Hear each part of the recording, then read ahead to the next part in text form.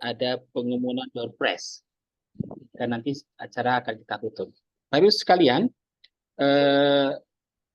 tema kita di siang hari ini seperti yang terpampang dalam background Zoom meeting kita adalah politik santuy, politik gemoy, apa itu? Lagi menarik ya. Ya, politik santuy, gemoy dan bansos. Ampuhkah menjaring suara rakyat? Bapak sekalian, beberapa waktu yang lalu saya iseng melihat di sosial media itu, ketika waktu itu ada semacam pertemuan ya antara teman-teman penggiat pemilu dengan KPU kalau nggak salah.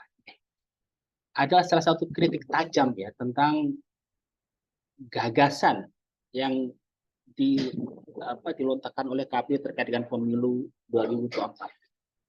Salah satu pembicara itu mengatakan bahwa tahun 2024 itu kita memilih presiden, ya, memilih calon legislatif. Jadi kita bukan memilih calon bayi sehat, ya. Makanya istilah atau ide gagasan yang dimunculkan adalah ide-ide yang terkait bagaimana pengelolaan negara ini ke depan, ya. Bagaimana kebijakan luar negeri, dalam negeri ke depan. Bukan kemudian kita ditarik dalam diskusi-diskusi yang sifatnya gimmick, yang justru sebenarnya itu kurang memberikan dampak yang signifikan bagi bangsa kita ini. Baik Bapak Ibu sekalian, sebagai pengantar diskusi kita, ya, marilah kita buka diskusi kita dengan baca basmalah. Bismillahirrahmanirrahim. Selanjutnya kita akan mendengarkan atau menyanyikan lagu Indonesia Raya. Silakan Mas Suranto.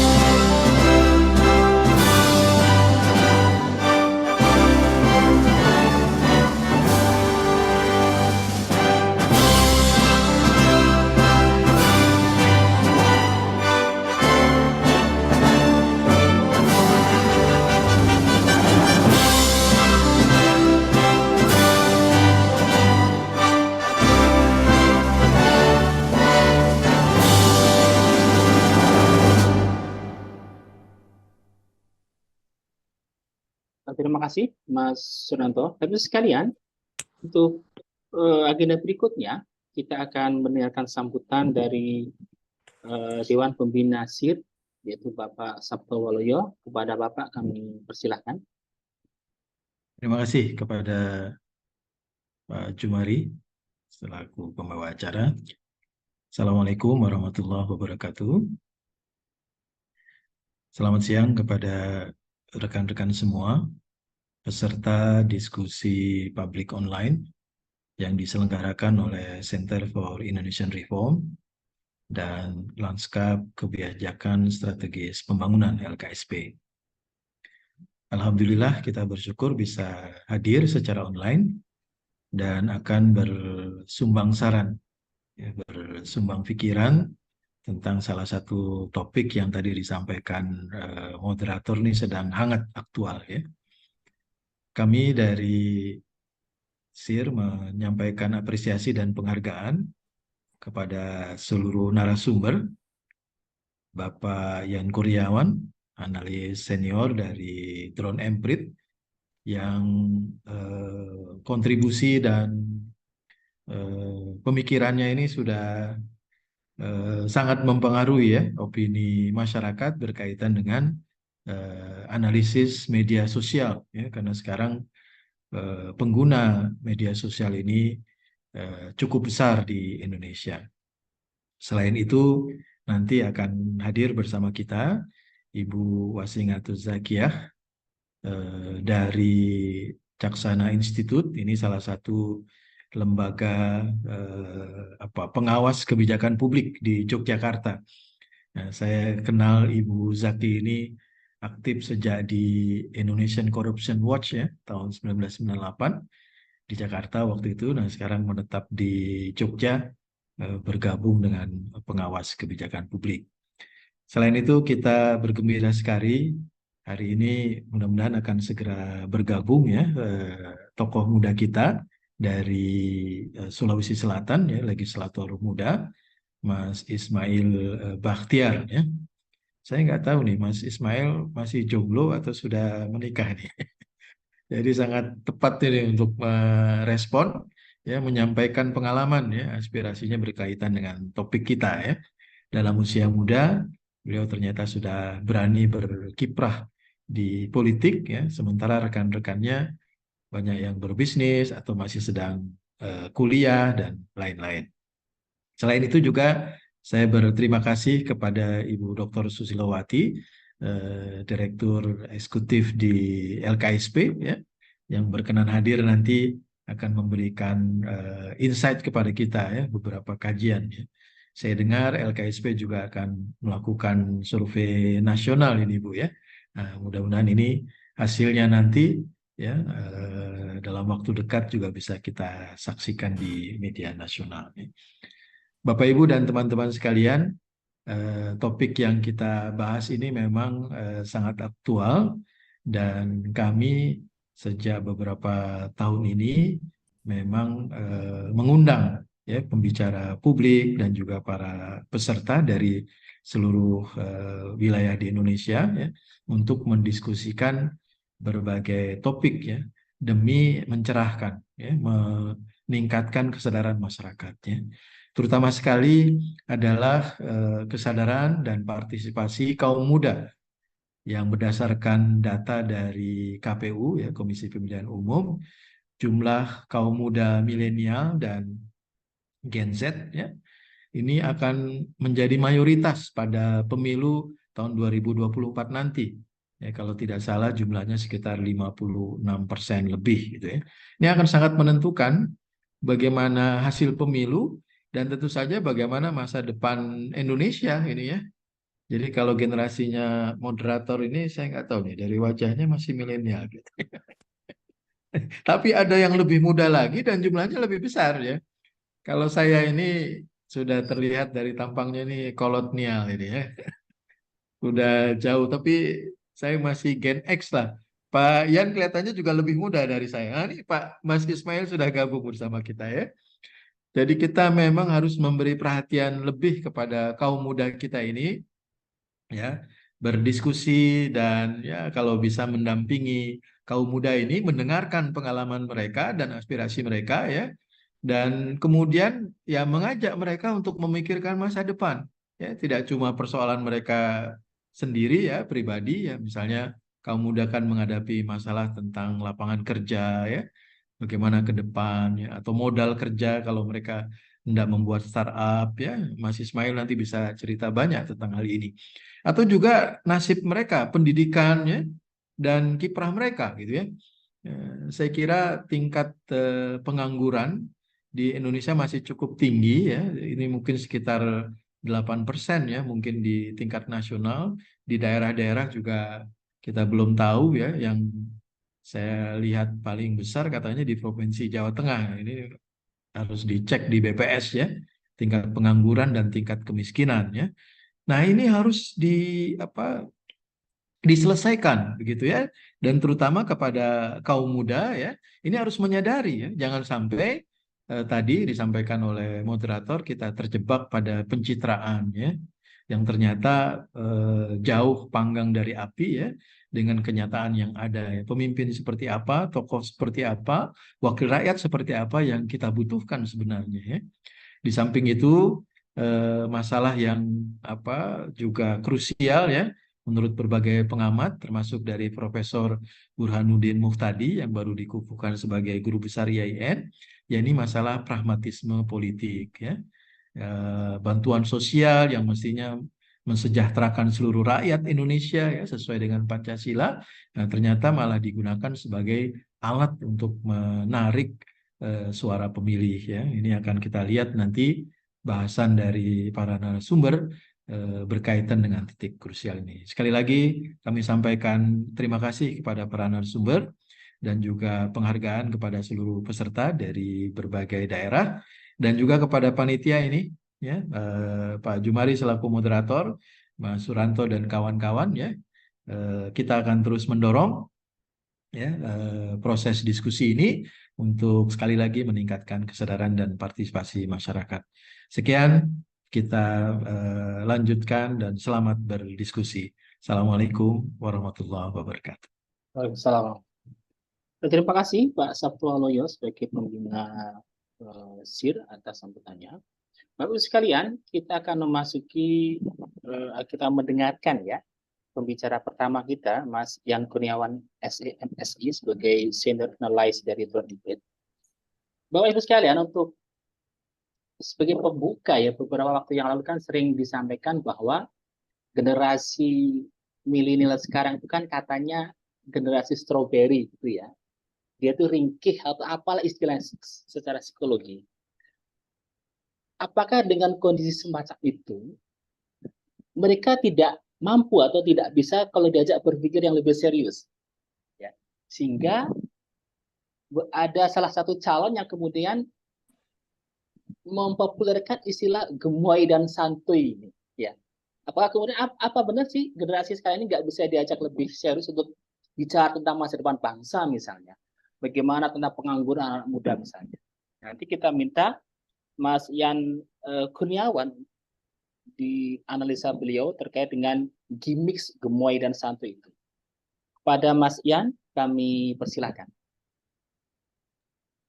Ya, terima kasih Mas Jumari.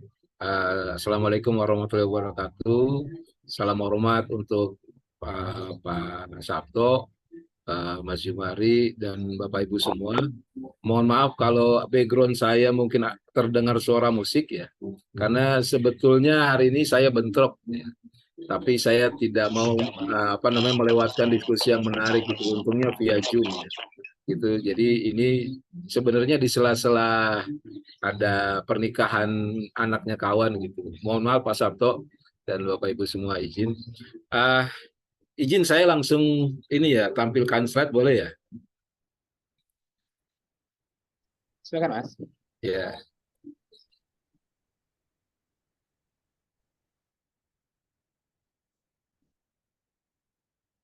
Sudah terlihat ya?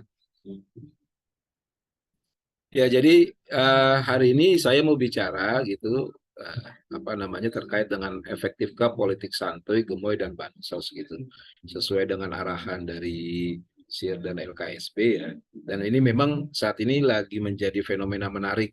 Kenapa menarik? Karena model seperti ini sepertinya baru terjadi. Di 2019 tidak terjadi, 2014 juga seperti itu. Memang ada nilai plus dan minusnya terkait dengan fenomena politik santuy, gemoy seperti itu. Ya, saya mau langsung masuk ke slide pertama. Kenapa muncul fenomena gemoy, ya santuy? Karena sepertinya para tokoh atau tim sukses yang ada di belakang tiga paslon tersebut itu memahami betul siapa pemilih yang akan dihadapi gitu. pemilih mana yang akan mereka jaring gitu. Kalau dari data sudah kelihatan, tadi Pak Sabto sudah mengatakan bahwa anak-anak milenial terus anak Gen Z kalau dipadukan itu kurang lebih sekitar 52 sampai 56%. Selanjutnya generasi X ya yang lumayan berpikir lebih kritis, terus kedua mereka udah mulai pegang apa namanya jabatan gitu, itu di peringkat ketiganya. Seperti itu. Selebihnya di generasi-generasi yang kata Pak Sabto generasi kolonial gitu. Ya seperti itu. Nah, dari hal ini sebetulnya memang sesuatu yang wajar ketika ada jurus yang mengedepankan akseptabilitas dibanding kapabilitas tokoh itu menjadi muncul. Seperti itu. Nah, fenomena ini sebenarnya sudah kami tangkap di awal-awal sebelum apa namanya peta pertarungan atau masa kampanye dimulai. Seperti itu. Karena di medsos itu biasanya kampanye lebih awal. Nanti berakhirnya juga lebih telat ya. Bapak Ibu ingat nanti ada masa tenang, itu masa sebetulnya tenang di darat, tapi di udara atau di medsos itu lagi gencar-gencarnya. Seperti itu ya. Lanjut di slide kedua. Ini kalau kita lihat komposisi pendidikan saat ini, data per Juni 2022, ternyata orang-orang yang punya tingkat pendidikan tinggi, mohon maaf, di Indonesia itu masih rendah. Masih banyak orang-orang yang di bawah SLTA, malah ada juga yang belum sekolah seperti itu. Nah, data ini sepertinya juga ditangkap oleh salah satu paslon gitu. Artinya apa? Jangan menggunakan pola campaign yang tanda kutip orang berpikir berat.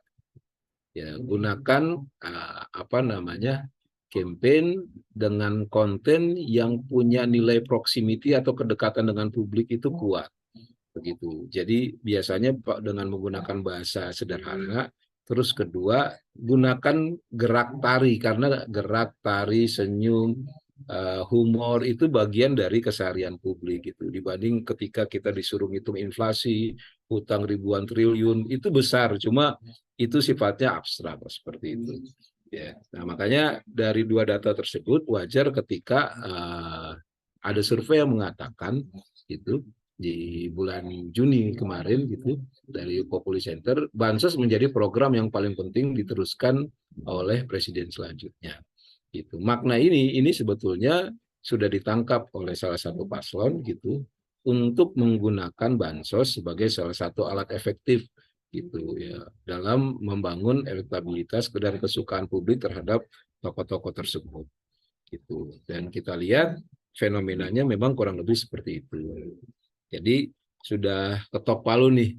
Kalau sebelumnya Bapak Ibu mungkin ingat ada yang namanya bansos El Nino.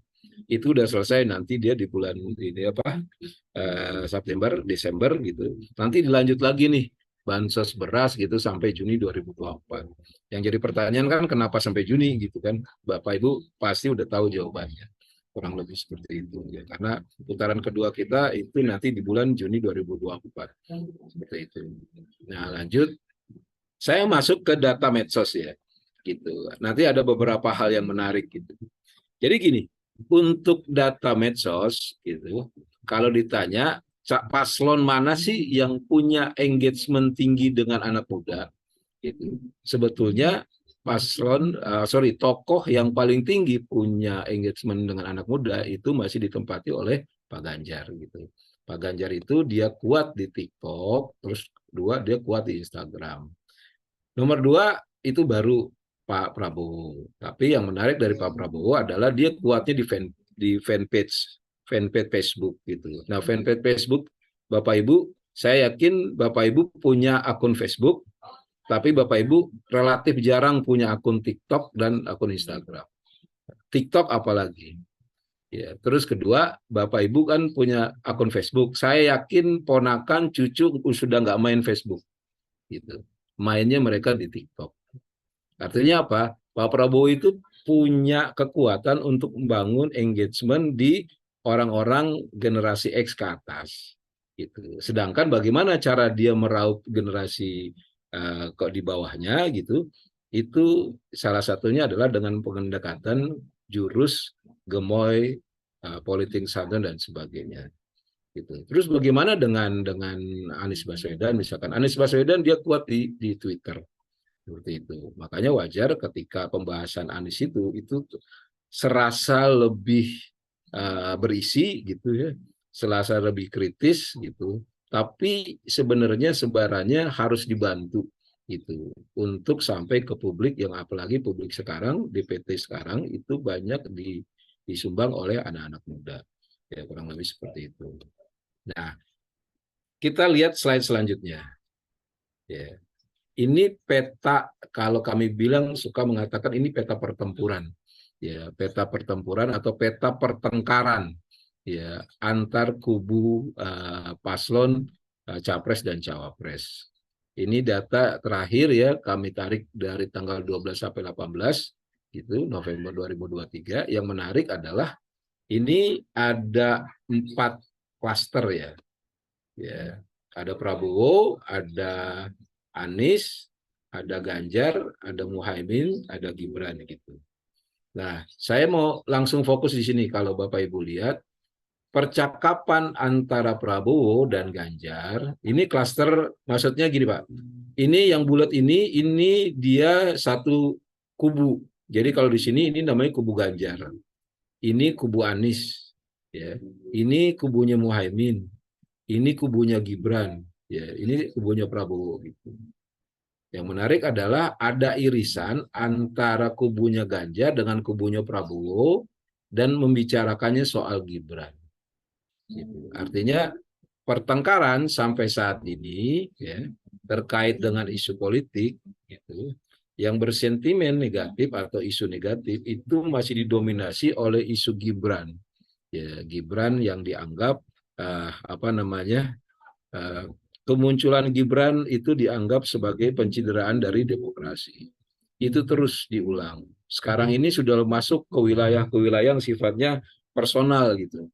Kalau Bapak Ibu update itu hari ini dan kemarin orang fokus pada Ibu Riana itu hadir nggak waktu mertuanya wafat seperti itu.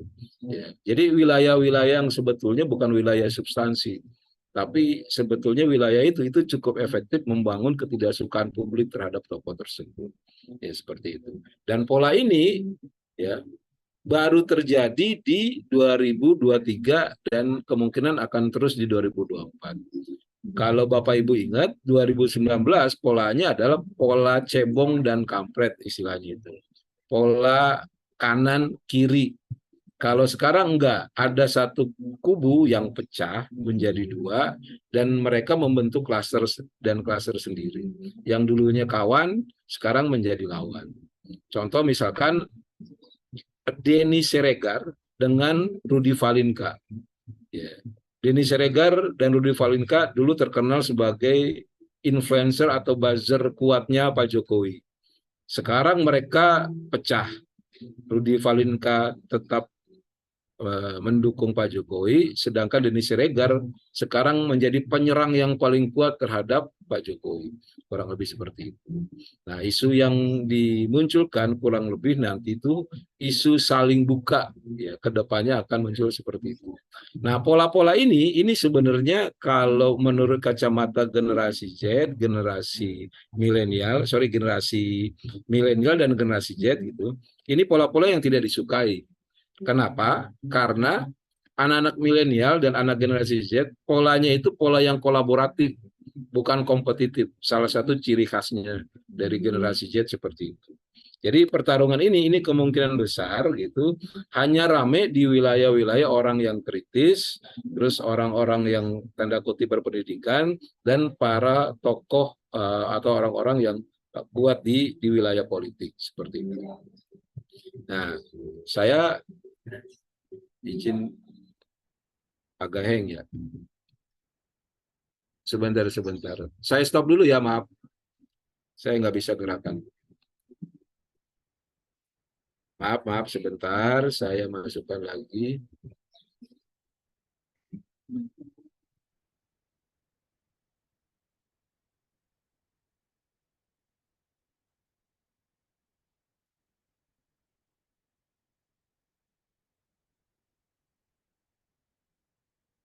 Nggak bisa ya?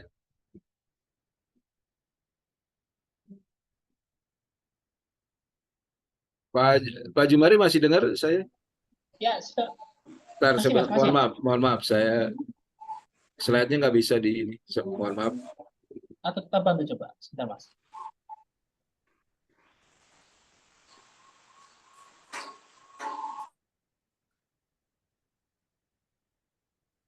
Sudah ya? Nah, Mas, yang gambaran ini, yang gambaran kayak peta tadi warna hijau dan Ah, ya, silakan, Mas. Oke, saya mau masuk ke slide selanjutnya. Maaf sebentar, mohon maaf.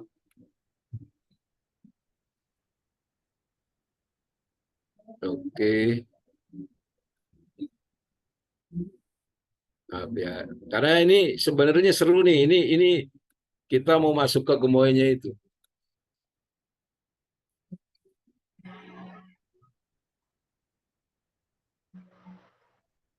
Sudah ya? Masih belum, Mas, masih belum. Ini masih gambaran apa tadi? Peta di sosial media.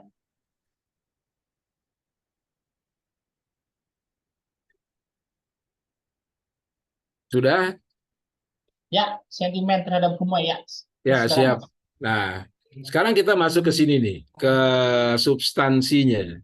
Kalau ada pertanyaan orang, bagaimana sih sekarang ya, hasil tangkapan gitu, percakapan publik terkait dengan politik gemoy, ya santuy di dalamnya gitu. Kurang lebih seperti ini. Ya, ini data dari tanggal 12 sampai 30 November 2023. Nah, data ini data dari kami ngambilnya dari Twitter. Gitu. Kenapa dari Twitter? Karena di politik kontestasi gitu, Twitter merupakan kanal yang efektif untuk membangun narasi, membangun kontra narasi, sekaligus isinya itu berbagai macam tokoh ada di sana. Gitu. Jadi kayak Mahfud MD, Ganjar, Anies, Gibran, semuanya rata-rata punya akun Twitter. SBY, Pak Jokowi sendiri gitu. Beda dengan di TikTok. TikTok nggak semua tokoh-tokoh main di sana seperti itu. Nah, yang menarik adalah sentimen negatifnya itu tinggi dibanding sentimen positif. Cuma yang jadi pertanyaan, kenapa ini bisa tinggi? Singkat cerita, tinggi karena banyaknya serangan terhadap isu gemoy ini.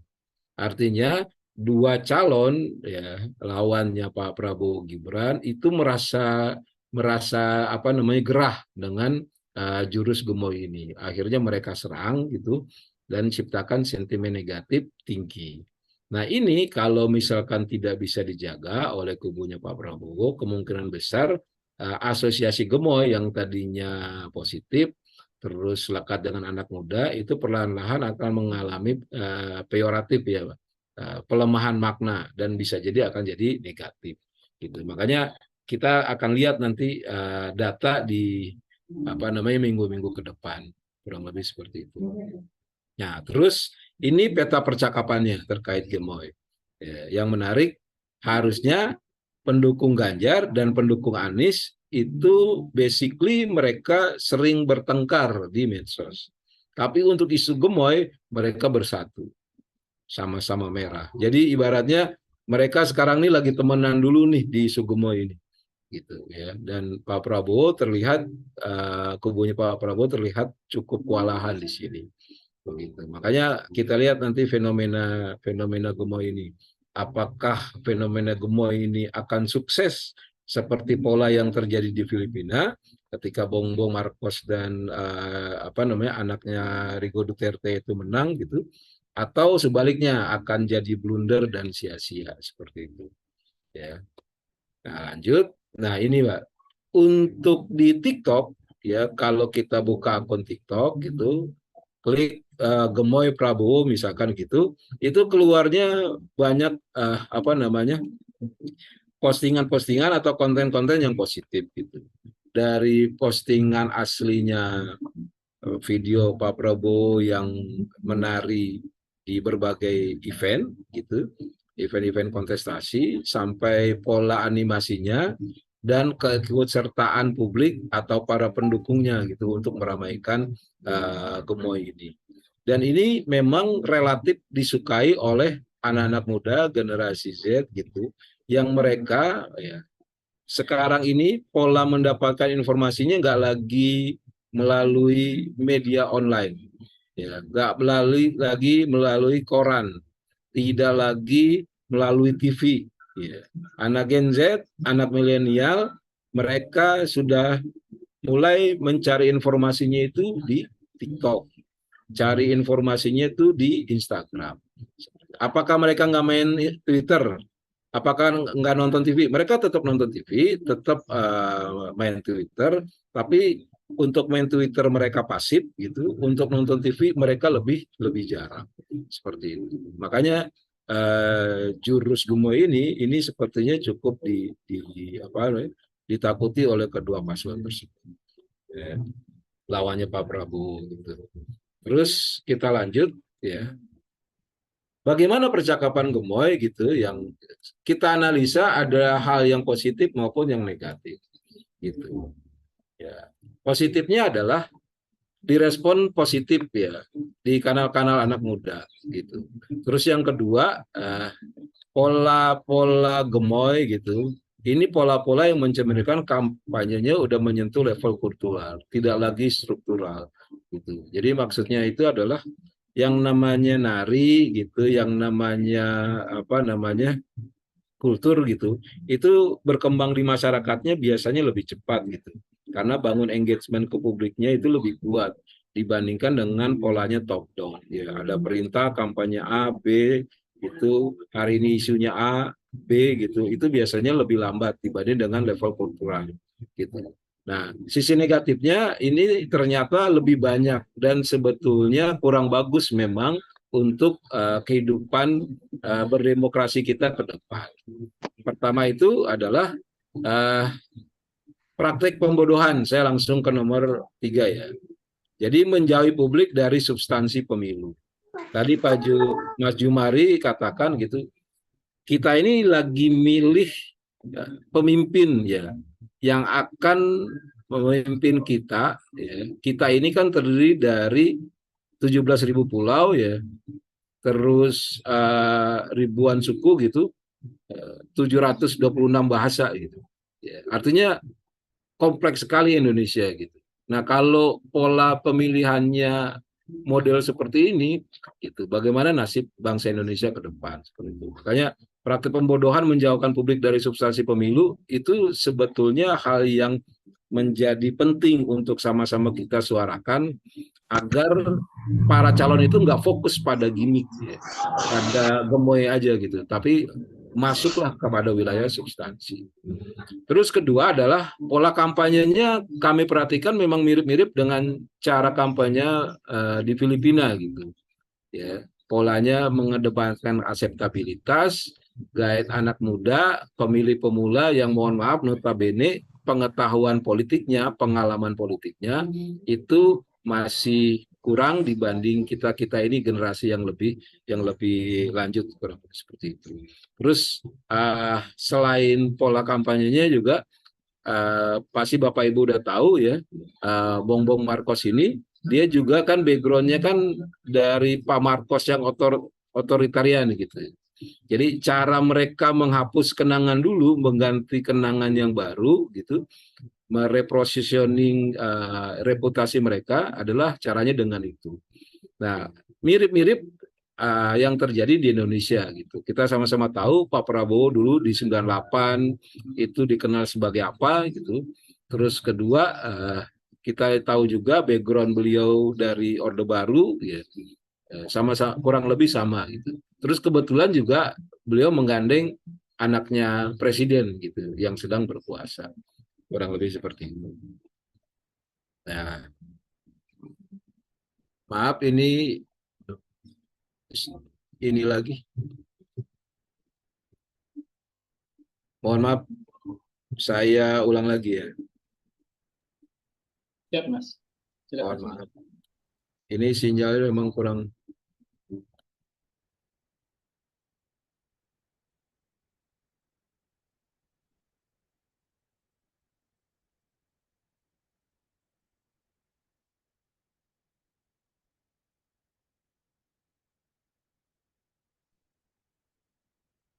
Nah, ini ya, saya lanjutkan. Nah, ini. Kalau Bapak Ibu lihat ya, fenomena Bongbong Marcos gitu, itu masif ya, melibatkan publik ya, tidak hanya suka tapi berinteraksi ya. Kekuatan dari pendekatan kultural itu kan membuat orang nggak cuma melakukan sikap ya, dari yang nggak tahu jadi tahu, terus dari yang nggak suka jadi suka, tapi melebihi dari itu sampai bergerak gitu, sampai bertindak ya, itu mereka menari gitu. Ini kan kalau udah level bergerak ini udah sama levelnya, udah level tindakan, tinggal disalurkan dari bergerak menjadi memilih atau pergi ke tempat TPS memilih tokoh tersebut gitu. Memang ini efektif ya, cuma balik lagi kita nggak semata-mata membangun wilayah elektoral semata gitu, tapi kita sebagai masyarakat Indonesia bertanggung jawab betul memilih pemimpin siapa yang berhak gitu untuk menjadi pemimpin kita ya, di masa yang akan datang. Kurang lebih seperti itu. Nah, ini sebetulnya sudah banyak ya orang-orang yang gerah gitu, tidak hanya berasal dari tokoh politik gitu, termasuk dari para pendidik ya, akademisi yang melihat fenomena gemoy ini itu. Gerahnya itu bukan pada wilayah ketidaksukaan pada teknik kampanye, tapi jangan menjadikan ini sebagai senjata utama gitu. Ya, tetap masuklah pada wilayah substansi, bagaimana cara menyelesaikan problem masyarakat Indonesia, bagaimanakah cara kita mengejar ketertinggalan, terus bagaimana cara kita mencapai Indonesia Emas di 2045. Nah, itu konten-konten seperti itu, isu-isu seperti itu terlihat sampai sekarang itu terlihat jarang gitu ya. Penjabaran dari visi misi gitu itu relatif sedikit dibanding dengan gimmick-gimmick yang muncul. Makanya banyak yang membuat gerak tokoh-tokoh publik ya, akademisi dan lain-lain seperti itu. Nah, terus mohon maaf ini terakhir kesimpulannya, ada 3 hal yang kami garis bawahi terkait dengan fenomena politik gemoy santuy ini. Pertama adalah politik santuy gemoy itu memang efektif memainkan sisi aseptabilitas tokoh. Gitu. Bayangkan anak-anak muda sekarang itu lebih mengenal Pak Prabowo sebagai kakek-kakek yang menggemaskan dibanding tokoh yang keras, militeristik dan bermasalah dengan HAM seperti itu. Artinya memang isu gemoy ini sangat efektif ya untuk merubah sisi aseptabilitas tokoh. Namun sisi gemoy politik gemoy ini betul-betul melupakan wilayah kapabilitas dan substansi. Dan ini memang sesuatu yang harus kita bawahi ya. Sama-sama kita harus teriakan gitu, semua tokoh yang maju kalau bisa bahaslah sisi substansi ya. Problem bagaimana cara menyelesaikan problem-problem yang ada di Indonesia. Terus kedua, kekuatan politik santuy gemoy ini terlihat ya kalau di pola TikTok yang positif, di Twitter yang negatif, ini menunjukkan politik santuy gemoy ini memang mampu menarik pemilih muda. Namun kalau Bapak Ibu perhatikan, politik santuy gemoy ini menempatkan anak-anak muda itu sebagai objek dan bukan subjek ya, dari isu sosial dan politik. Makanya kalau Bapak Ibu ingat kan, anak-anak dari Jogja terus BMUI udah mulai menyuarakan tuh, mereka nggak mau jadi korban. Malah ada pemberitaan mereka jijik dengan isu-isu seperti itu gitu. Cuma kan problemnya kan kalau kita lihat dari tingkat pendidikan lagi kan, jumlah mereka itu nggak banyak, anak mahasiswa itu nggak banyak gitu. Makanya butuh kita perkuat, kita amplifikasi, sekaligus kita lakukan pendidikan politik ya, bahwa nggak semata-mata wilayah aseptabilitas saja, tapi lebih penting adalah wilayah kapabilitas dan substansi. Gitu. Kedepan kami prediksikan isu gemoy ini karena serangan terus gencar dari paslon 1 dan paslon 3 gitu, diprediksi bisa jadi blunder gitu. Terus ada ada kesadaran gitu, anak-anak muda merasa mereka dimanfaatkan seperti itu. Terus yang ketiga adalah bansos sepertinya memang mampu menaikkan elektabilitas gitu. Kesimpulan kami dapat mengingat pertama, kalau Bapak Ibu ingat tadi ada slide yang menunjukkan tingkat pendidikan kita itu mohon maaf masih rendah di Indonesia. Artinya apa? Publik nggak tahu-tahu banget kok ya, isu atau substansi dari pola kampanye ini. Mereka paham kalau ada yang berbuat baik, ya konkret terhadap mereka, kecenderungan mereka akan suka terhadap tokoh tersebut itu tinggi. Beda dengan kalau hanya sekedar janji, malah omongan yang tinggi itu mereka nggak akan mampu mengerti gitu. Terus yang kedua itu politik gimmick yang dimainkan oleh salah satu paslon juga ternyata kalau berdasarkan data medsos gitu itu menarik ya, menarik anak-anak muda gitu untuk menonton gitu dan punya kemampuan untuk mempengaruhi anak-anak muda seperti itu. Kurang lebih seperti itu. Mohon maaf kalau ada kekurangan. Burung kedasi di atas kayu. Terima kasih. Thank you. Plus buat Mas Ian. Terima kasih Mas Ian atas paparannya terkait gambaran ya di sosial media ya, terkait dengan isu politik santuy, gemoy dan bansos. Kalau tadi sudah disimpulkan, sedikit saya tambahkan bahwa sebenarnya terkait dengan istilah santuy sama gemoy ini sepertinya ya yang tadi Mas Ian sampaikan itu bisa direduksi lah, justru nanti akan bisa menjadi negatif buat paslon nomor 2. Justru memang yang perlu kita waspadai buat kita semua nih atau teman-teman yang aktif pengawasan pemilu adalah adanya bansos yang jumlahnya sangat luar biasa. Ini saya rasa yang harus menjadi fokus kita. Makanya harapan kita adalah para lembaga untuk aktivis, akademisi bisa bergerak untuk menyuarakan terkait dengan bansos. Baik, sudah hadir di tengah kita juga Ibu Wasiatul Zakiyah, SMA dari Caksana Institute. Kita sapa dulu. Assalamualaikum, Bu Zakiyah. Bu Zakiyah. Mohon maaf, Ya. belum saya on kan. Ya, Oke, waalaikumsalam warahmatullahi wabarakatuh. Apakah Ya, sudah terima share, kasih. Ibu?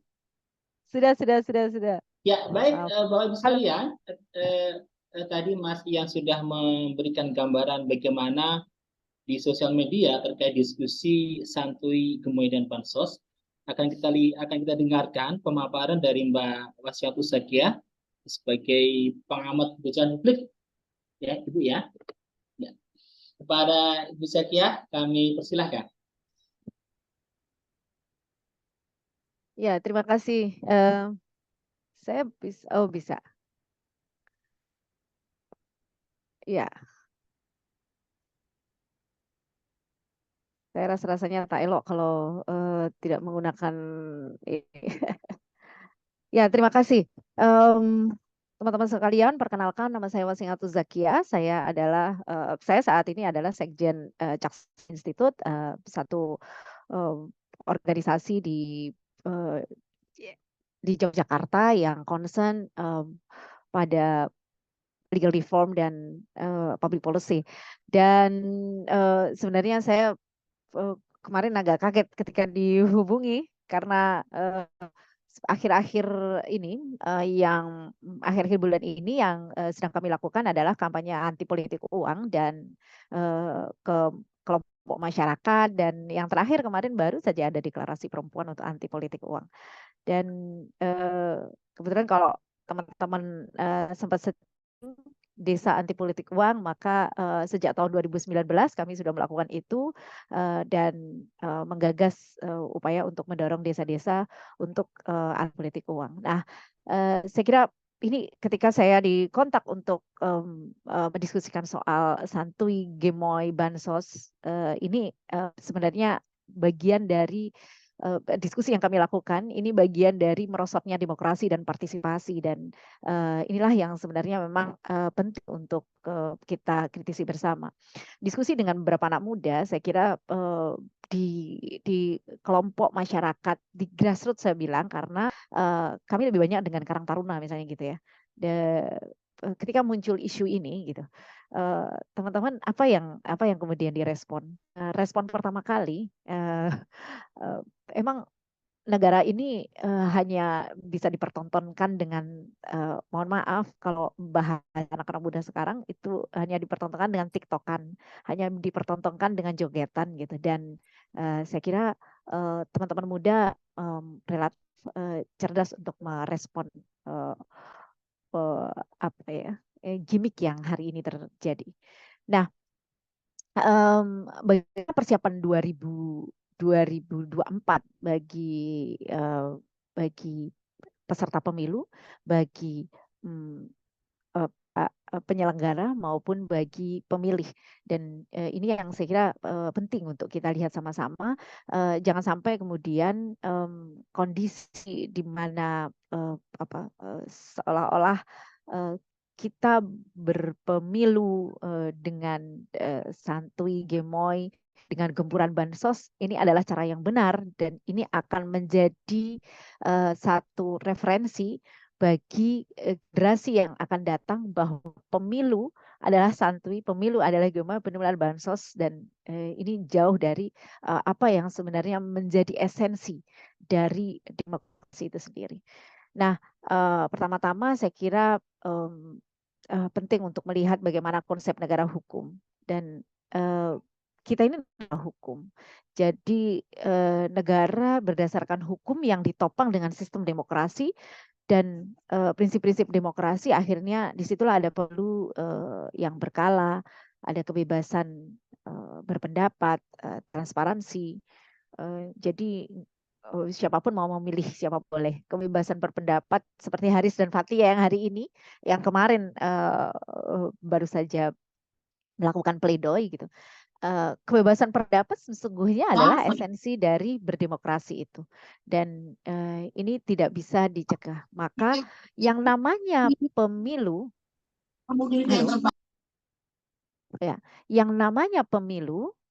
teman-teman dan Bapak Ibu sekalian, kita ini sedang bukan sedang memilih malaikat.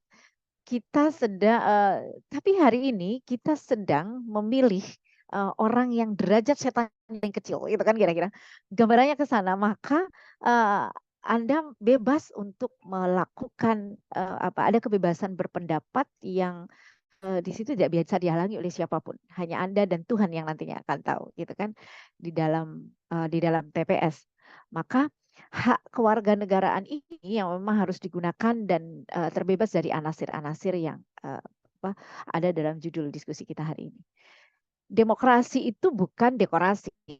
Nah, maka kalau bicara demokrasi yang berasal dari bahasa demos dan kratos, maka rakyat adalah pemegang kuasa. Tidak bisa kemudian gimmick yang namanya gemoy, santuy itu kemudian menggantikan kekuasaan rakyat yang sekian rupa. Dan dari sana kalau kemudian ada demokrasi perwakilan, maka demokrasi perwakilan sama dengan kursi, maka kursi itu bukan kekuasaan tetapi keterwakilan.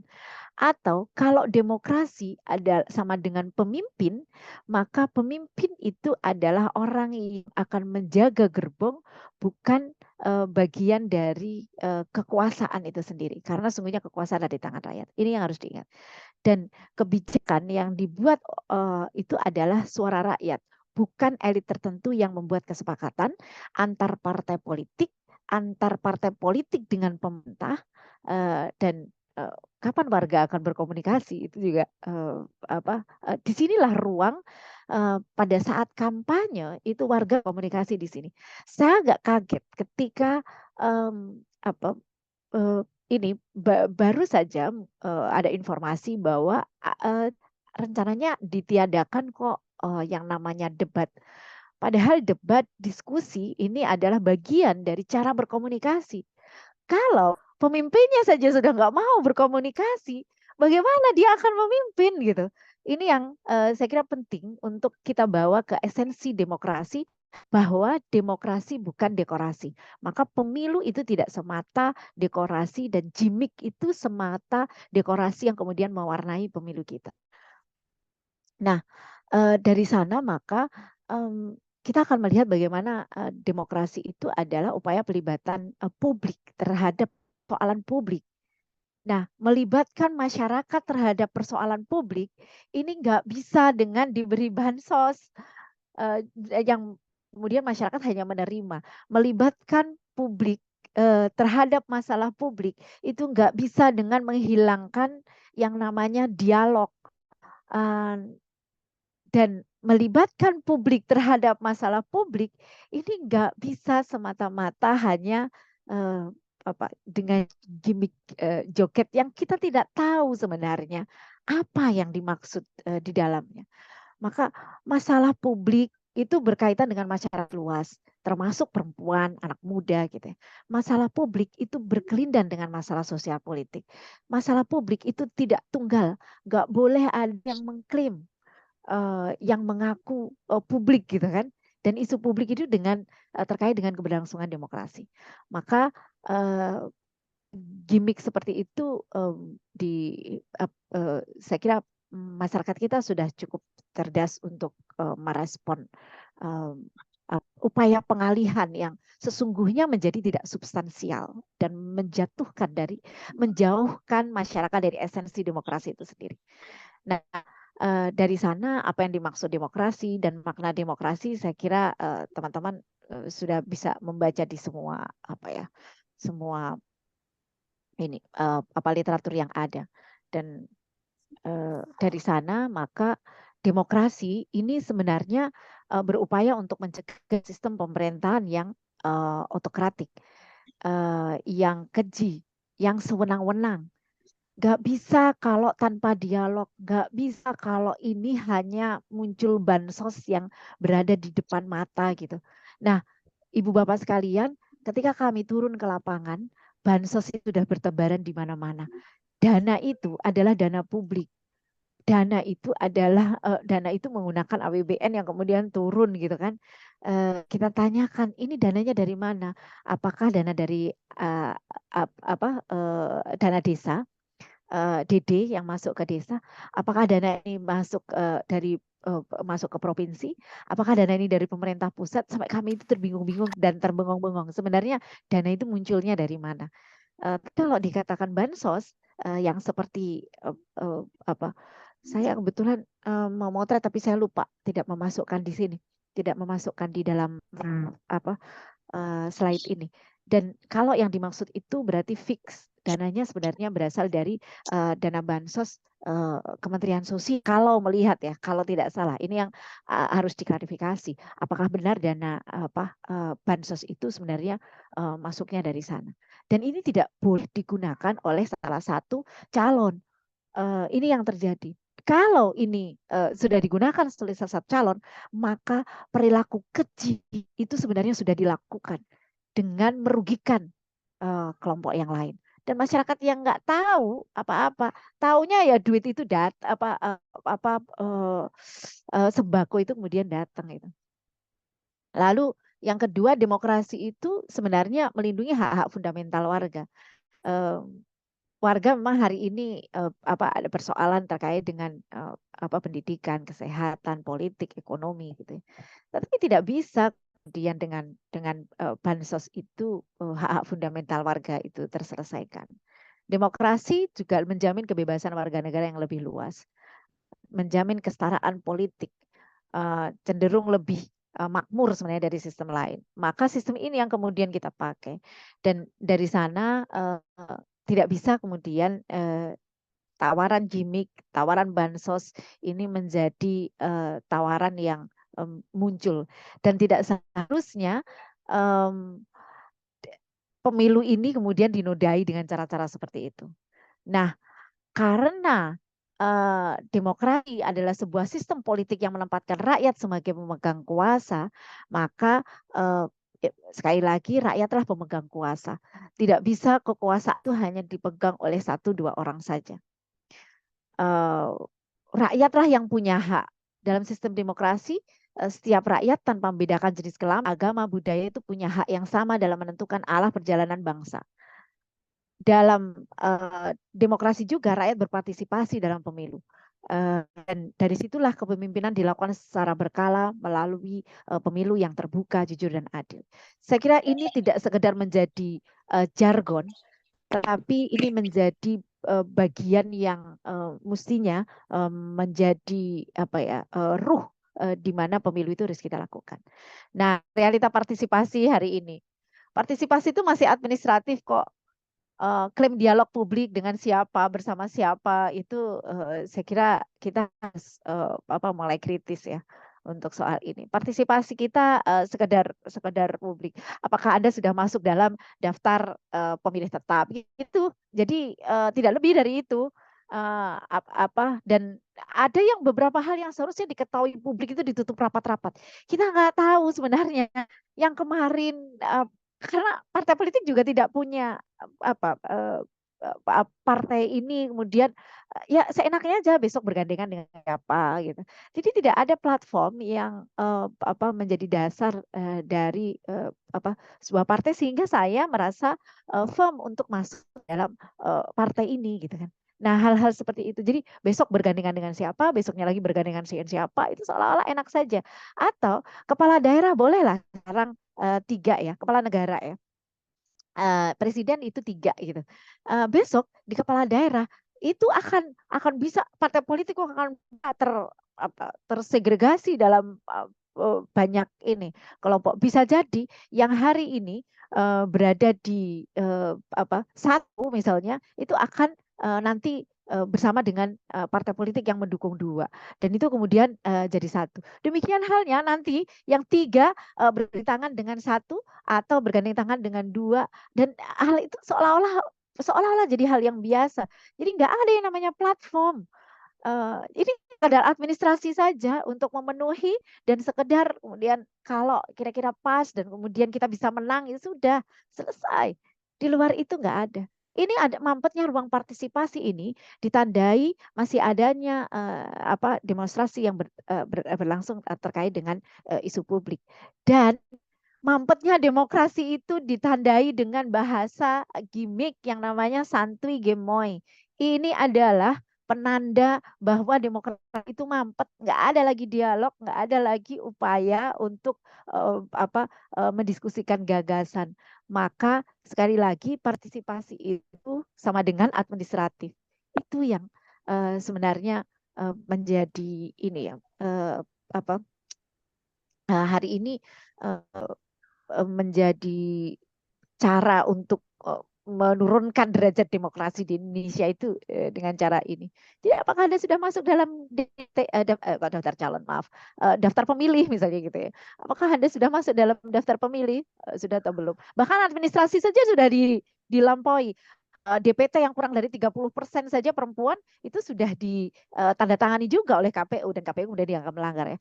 Nah, hal-hal seperti ini dan ini dia pelanggaran administrasi berat, bukan pelanggaran yang esensi, bukan pelanggaran yang esensial dan ini bahayanya negara demokrasi kalau hanya dibuat untuk sekedar main-main dan kita tidak serius untuk menjadikan pemilu ini sebagai cara bangsa ini untuk berimajinasi kemana arah ke depan bangsa ini akan kita lakukan.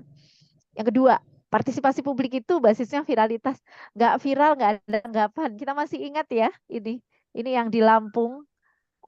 Nggak viral itu no viral no justice gitu, no viral no justice. Ini yang terjadi. Masa baru diviralkan dulu kemudian keadilan itu ada.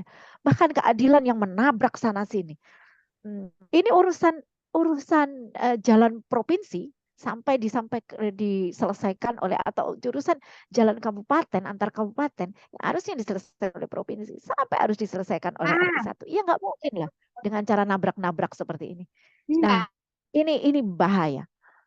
Apakah viralnya gemoy santuy itu bahaya? Nggak bisa kemudian partisipasi publik yang didasarkan pada tanpa sebuah gagasan itu. Nah, tetapi ini yang harus kalau sesuatu sudah viral, partisipasi publik akan tinggi, maka soal Santo Gema ini akan bahayanya di situ. Gagasan itu jadi akan minim. Dan kita seolah tidak lagi punya imajinasi kemana sebenarnya bangsa ini akan kita bawa sama-sama. Partisipasi publik melalui media, ini saya hanya mencontohkan ada kemarin baru saja berdiskusi dengan Pemda DIY gitu ya. Bayangkan kalau media sosial lembaga publik yang nggak diolah itu ya. DPRD DIY postingannya 1,1000 sekian, followernya sekian, dia mengikuti sekian gitu. Mas Pemda DIY ini hal yang jadi ada banyak warga yang tidak bisa mengakses media, dan saya kira Santo Gemoy ini memang lebih banyak viral di media sosial. Semoga rakyat kita tidak membaca sampai ke sana, dan ketika tidak membaca sampai ke sana, maka harapannya visi misi yang sampai, harapannya. Tapi ini kayaknya jauh panggang dari api untuk soal misi. Nah, bahaya bansos. Saya ingin mengutip kajian KPK. Mohon maaf, ini kajian KPK yang lampau, bukan KPK yang sekarang ya. Ini yang harus ini bukan KPK yang saat ini, tapi KPK sebelumnya. Biaya politik yang tinggi disebabkan oleh korupsi kepala daerah untuk maju pilkada. Seorang kandidat ini pilkada yang November ya. Seorang kandidat kepala daerah membutuhkan biaya rata-rata 20-30 untuk bupati, wali kota, serta biaya ratusan miliar untuk gubernur. Sementara harta kekayaan yang dimiliki kandidat berdasarkan LKHPK dilaporkan rata-rata 6-8, dan kekurangan biaya dibiayai oleh sponsor. Nah, kata kunci di sini adalah sponsor, dan bahayanya sponsor adalah nanti akan meminta balik. Sponsor ini sangat mungkin sengaja kemudian membawa upaya-upaya esensi politik yang sebenarnya, esensi demokrasi yang sebenarnya itu ke arah seolah-olah pemilu ini memang kasihkan saja gitu. Tidak ada gagasan yang ada di situ. Karena memang sponsor berkeinginan untuk atau setidaknya berkelindan dengan siapa yang akan memegang kunci kemenangan. Itu kira-kira. Sehingga tidak ingin adanya upaya-upaya untuk membanyak dialog.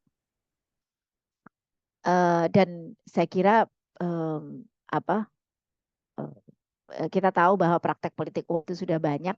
Salah satunya bansos ini adalah praktek politik uang. Harusnya kalau ada normalisasi pemilu, nggak ada namanya buying, harusnya nggak ada yang namanya service dan activity, membiayai yang namanya musola, kemudian barang-barang publik itu nggak ada, atau servis ke masyarakat, bangun konblok. Kalau nggak jadi nanti konbloknya dicukil lagi, dibawa pulang gitu kan, diambil balik gitu. Nggak ada lagi yang namanya hadiah-hadiah yang kemudian membuat orang punya dia pada sesi-sesi akhir kemudian hadiah itu menyebabkan sebuah pilihan akan berubah. Nggak ada lagi yang namanya barang tebasan bersama.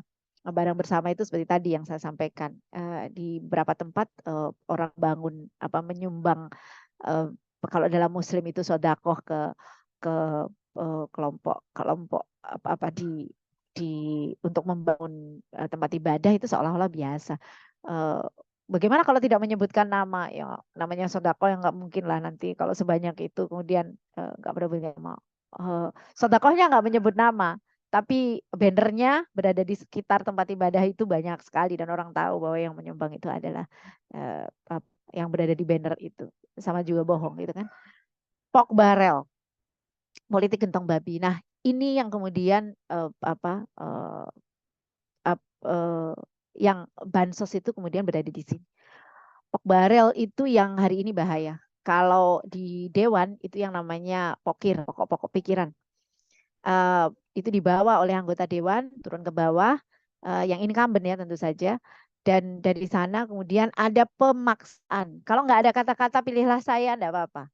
ada pemaksaan untuk memilih seseorang, dan pokir yang seperti inilah yang sesungguhnya masuk dalam kategori politik uang. Kami menyepakati itu.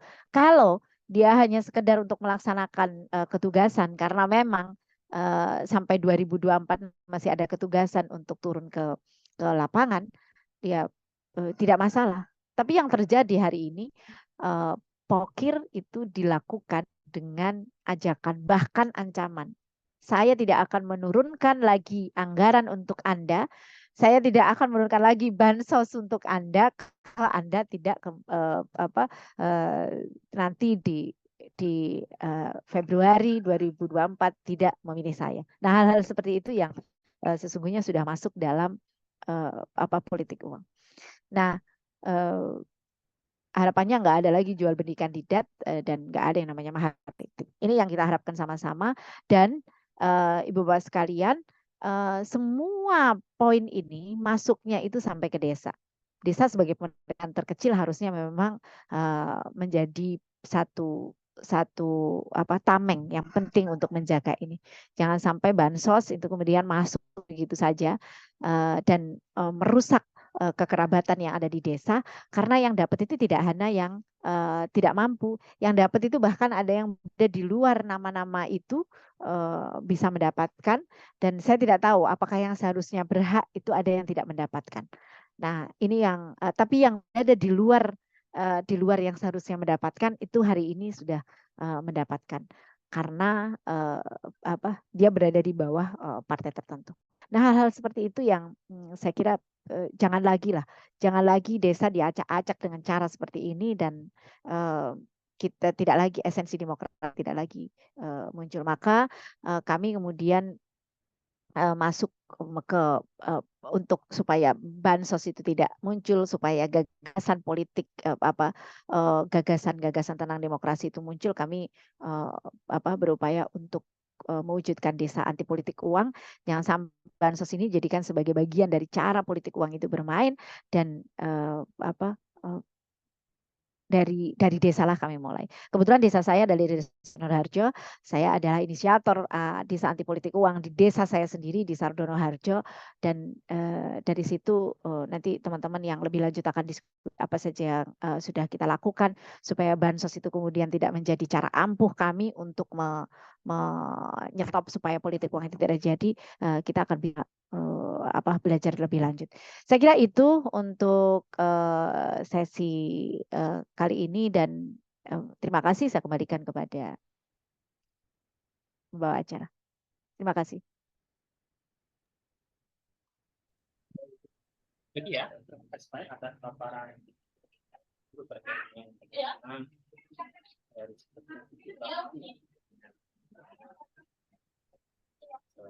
bansos ini ya, yang tadi Mas berdiskusi di awal, yang kita waspada adalah bansos dengan berbagai macam bentuknya ya, organ dan lainnya. Ya, sekali ya,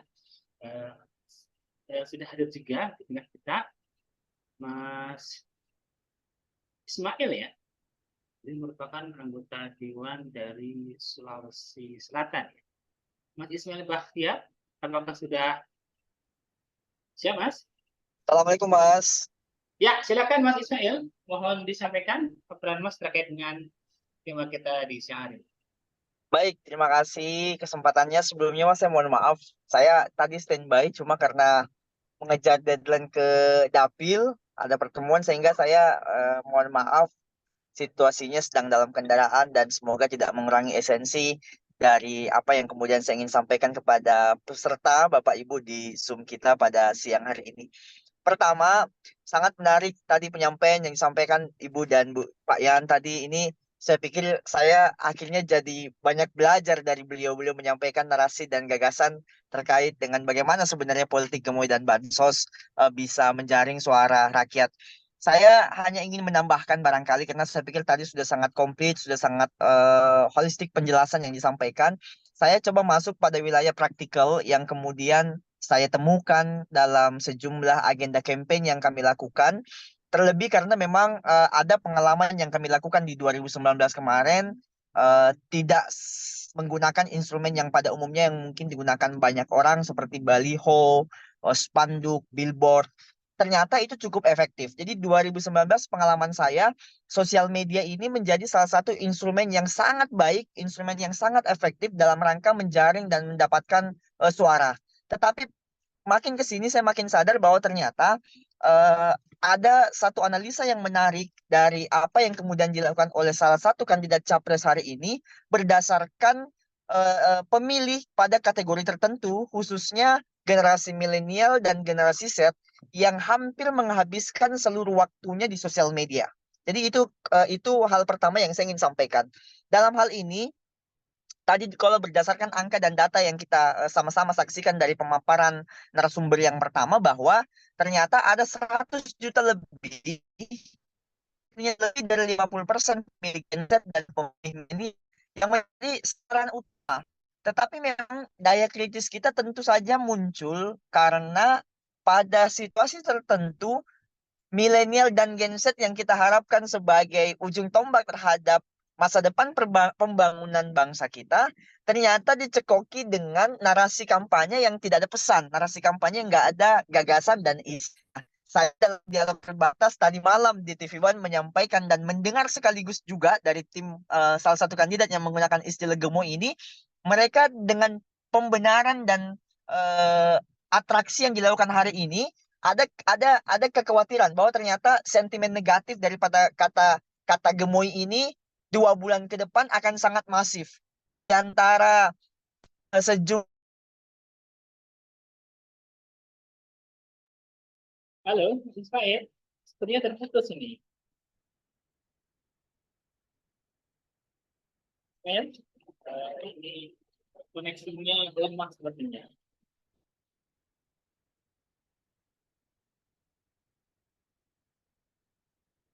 Ya, Pesan dari guru saya bahwa politik ini memang bukan sebatas how to govern.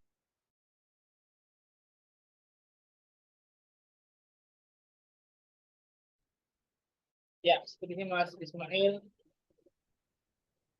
sering pada keluar. Ya? Halo, Mas. Tadinya terputus ya. Udah Ya, kesambung Mas. lagi ya. Iya, iya. Kita lanjut. Ya, silakan lanjut. Satu pesan yang saya dapatkan dari guru saya, dia sampaikan ketika satu diskusi kita membahas terkait dengan technical political win ini, ternyata disampaikan bahwa orang ketika ingin tahan atau mengambil alih tonggak kekuasaan, ternyata memang menyampaikan how to govern, tapi how to win. Nah, hanya saja dalam tanda kutip memenangkan pertarungan ini kan yang kemudian yang menarik disampaikan tadi narasumber kita bahwa harus ada isinya, harus ada gagasannya, harus ada narasi apa yang kemudian mau dibawa. Sehingga dalam satu kesempatan saya mempertanyakan ini kepada salah satu tim capres yang menggunakan istilah gemoy, menggunakan istilah santuy bahwa ini adalah pepesan kosong yang tidak ada isinya, tidak ada narasinya, tidak mendeskripsikan tentang persoalan-persoalan bangsa kita hari ini. Akhirnya mereka mulai tersadarkan bahwa ternyata ini menurut mereka adalah langkah awal untuk menarik simpati, tetapi mereka tidak menyadari bahwa ternyata simpati mereka harapkan itu justru berubah menjadi ancaman besar. Dan alhamdulillahnya karena generasi muda, generasi Z cepat tersadarkan bahwa kita memang sedang mencari pemimpin yang bisa mengubah banyak sekali hal-hal yang kemudian tidak sesuai dengan arah kebijakan bangsa. Kedua, karena ini yang kedua ini adalah materi yang cukup. Materi yang kedua ini terkait dengan salah satu instrumen yang digunakan oleh pemerintah juga hari ini. Bagaimana menggunakan intervensi. Jadi saya ingin menyampaikan bahwa persoalan bagaimana pemerintah mau memenangkan pertarungan ini supaya terus bisa berkelanjutan apa yang mereka inginkan, maka digunakanlah instrumen sebenarnya bukan cuma instrumen bansos, tetapi instrumen pada sejumlah pihak yang tidak boleh ikut berpartisipasi dalam campaign misalnya. Contoh, bagaimana menggerakkan masa-masa kepala desa, bagaimana menggerakkan ASN-ASN tertentu, bahkan kita temukan di pemilihan-pemilihan yang lalu.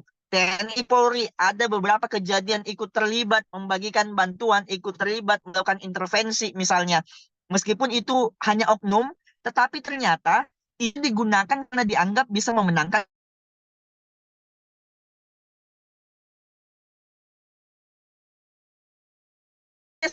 saja.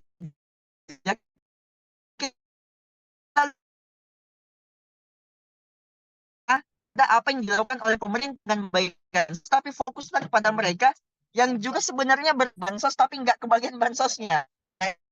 Ini bukan akhir ini kepada mereka kemudian menerima bansos saya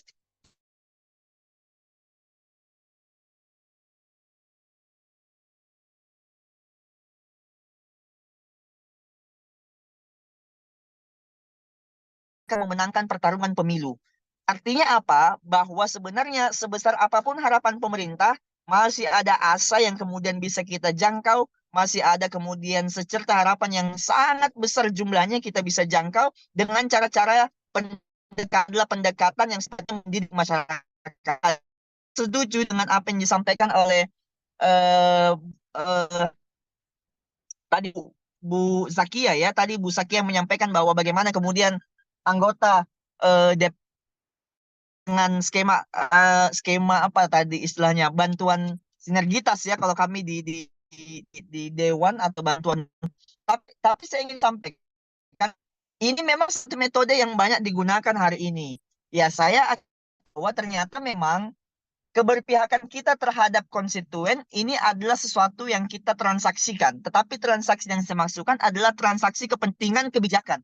Bukan transaksi yang sifatnya hanya sebatas menukarkan suara dengan program misalnya. Atau menukarkan suara dengan uang misalnya. Menukarkan suara dengan rupiah misalnya. Karena memang substansinya adalah hampir seluruh orang yang berpartai paham bahwa pendekatan kemasyarakatan itu memang sesuatu yang kita letakkan pada posisi positioning saling memberikan manfaat. Jadi di sisi lain kami menerima manfaat atas amanah yang dititipkan.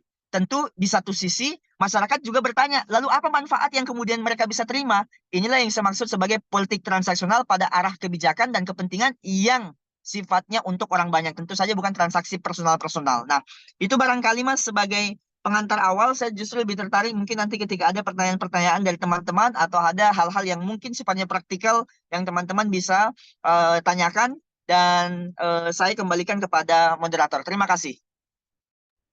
Baik, terima kasih banyak Mas Ismail Bastian. Itu yang kesempatan beliau ya. Mas Ismail ini salah satu anggota DPRD Provinsi Sulawesi Selatan yang terpilih tahun 2019 kemarin. Terima kasih Mas Ismail. Baik sekalian, terakhir kita akan mendengarkan paparan dari Ibu Sulawati, ini merupakan Direktur KSP. Ya, Ibu ini. Ya, silakan Ibu, kami persilakan.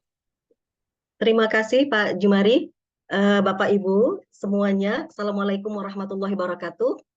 Luar biasa, di ujung-ujung saya pikir saya tidak perlu lagi menggarami air laut ya, karena kondisi ilmu yang sudah diberikan, informasi yang sudah diberikan oleh para pembicara-pembicara kita sebelumnya ini sudah sangat luar biasa. Mungkin sedikit pada kesempatan terakhir ini, saya ingin memandang gimmick santuy, gemoy, dan bansos ini sebagai sebuah pemanfaatan kondisi masyarakat yang kemudian dikapitalisasi untuk melanggengkan sebuah kekuasaan, seperti itu ya. Saya teringat bahwa ada sebuah penulis di tahun 1992 itu mengatakan the end of ideology. Ini adalah awal mula matinya ideologi dalam konteks demokrasi dan dimulainya pragmatisme berpolitik, seperti itu ya. Kenapa? Karena kondisinya saat itu masyarakat berada dalam pendidikan yang sangat rendah, ekonomi juga sangat sulit, gitu ya. Lalu kemudian terjadi pergeseran di mana ideologi berpolitik bukan lagi sesuatu yang menjadi hal penting bagi masyarakat, tapi kemudian pragmatisme lah yang dikedepankan. Ini yang ingin saya sampaikan, bahwa bacaan-bacaan seperti ini ternyata dilakukan gitu ya oleh para pemilik kekuasaan atau orang-orang yang ingin berkuasa, bahwa memang gitu ya, seperti disampaikan oleh Pak Ian tadi sebagai dari Drone Emprit gitu ya, kondisi pendidikan Indonesia, kondisi tingkat pendidikan masyarakat Indonesia, kondisi ekonominya itu juga mempengaruhi apa yang menjadi hari ini pilihan politik dan bagaimana masyarakat bersikap terhadap politik gitu. Ini mungkin sedikit saja saya gambarkan bagaimana kondisi masyarakat kita pada hari ini. Ini kondisi harga pangan kita hari ini. Ya, ini kondisi harga beras kita pada hari ini. Ini ada sebuah ekspektasi penghasilan konsumen yang terus mengalami pelemahan-pelemahan. Ini ada kondisi pengangguran Indonesia, bahkan di tingkat pendidikan SMA mengalami pengangguran gitu. Bapak Ibu gitu ya, biar nanti kita punya waktu dan kesempatan untuk berdiskusi gitu ya. Kalau Bapak Ibu ingin membaca lebih jauh, ini ada sebuah buku ya, sebuah tulisan yang luar biasa banyak tentang politik uang di Indonesia yang dikeluarkan oleh Paul Gove gitu ya. Ini menyoroti bagaimana politik uang di Indonesia pasca pemilu 2014 gitu ya. Ya, pemilu 2014. Nah, saya coba menukil sedikit saja gitu ya, sedikit saja apa yang mereka potret dalam buku ini gitu ya. Bagaimana yang pertama adalah bagaimana para politisi di Indonesia memenangkan gitu.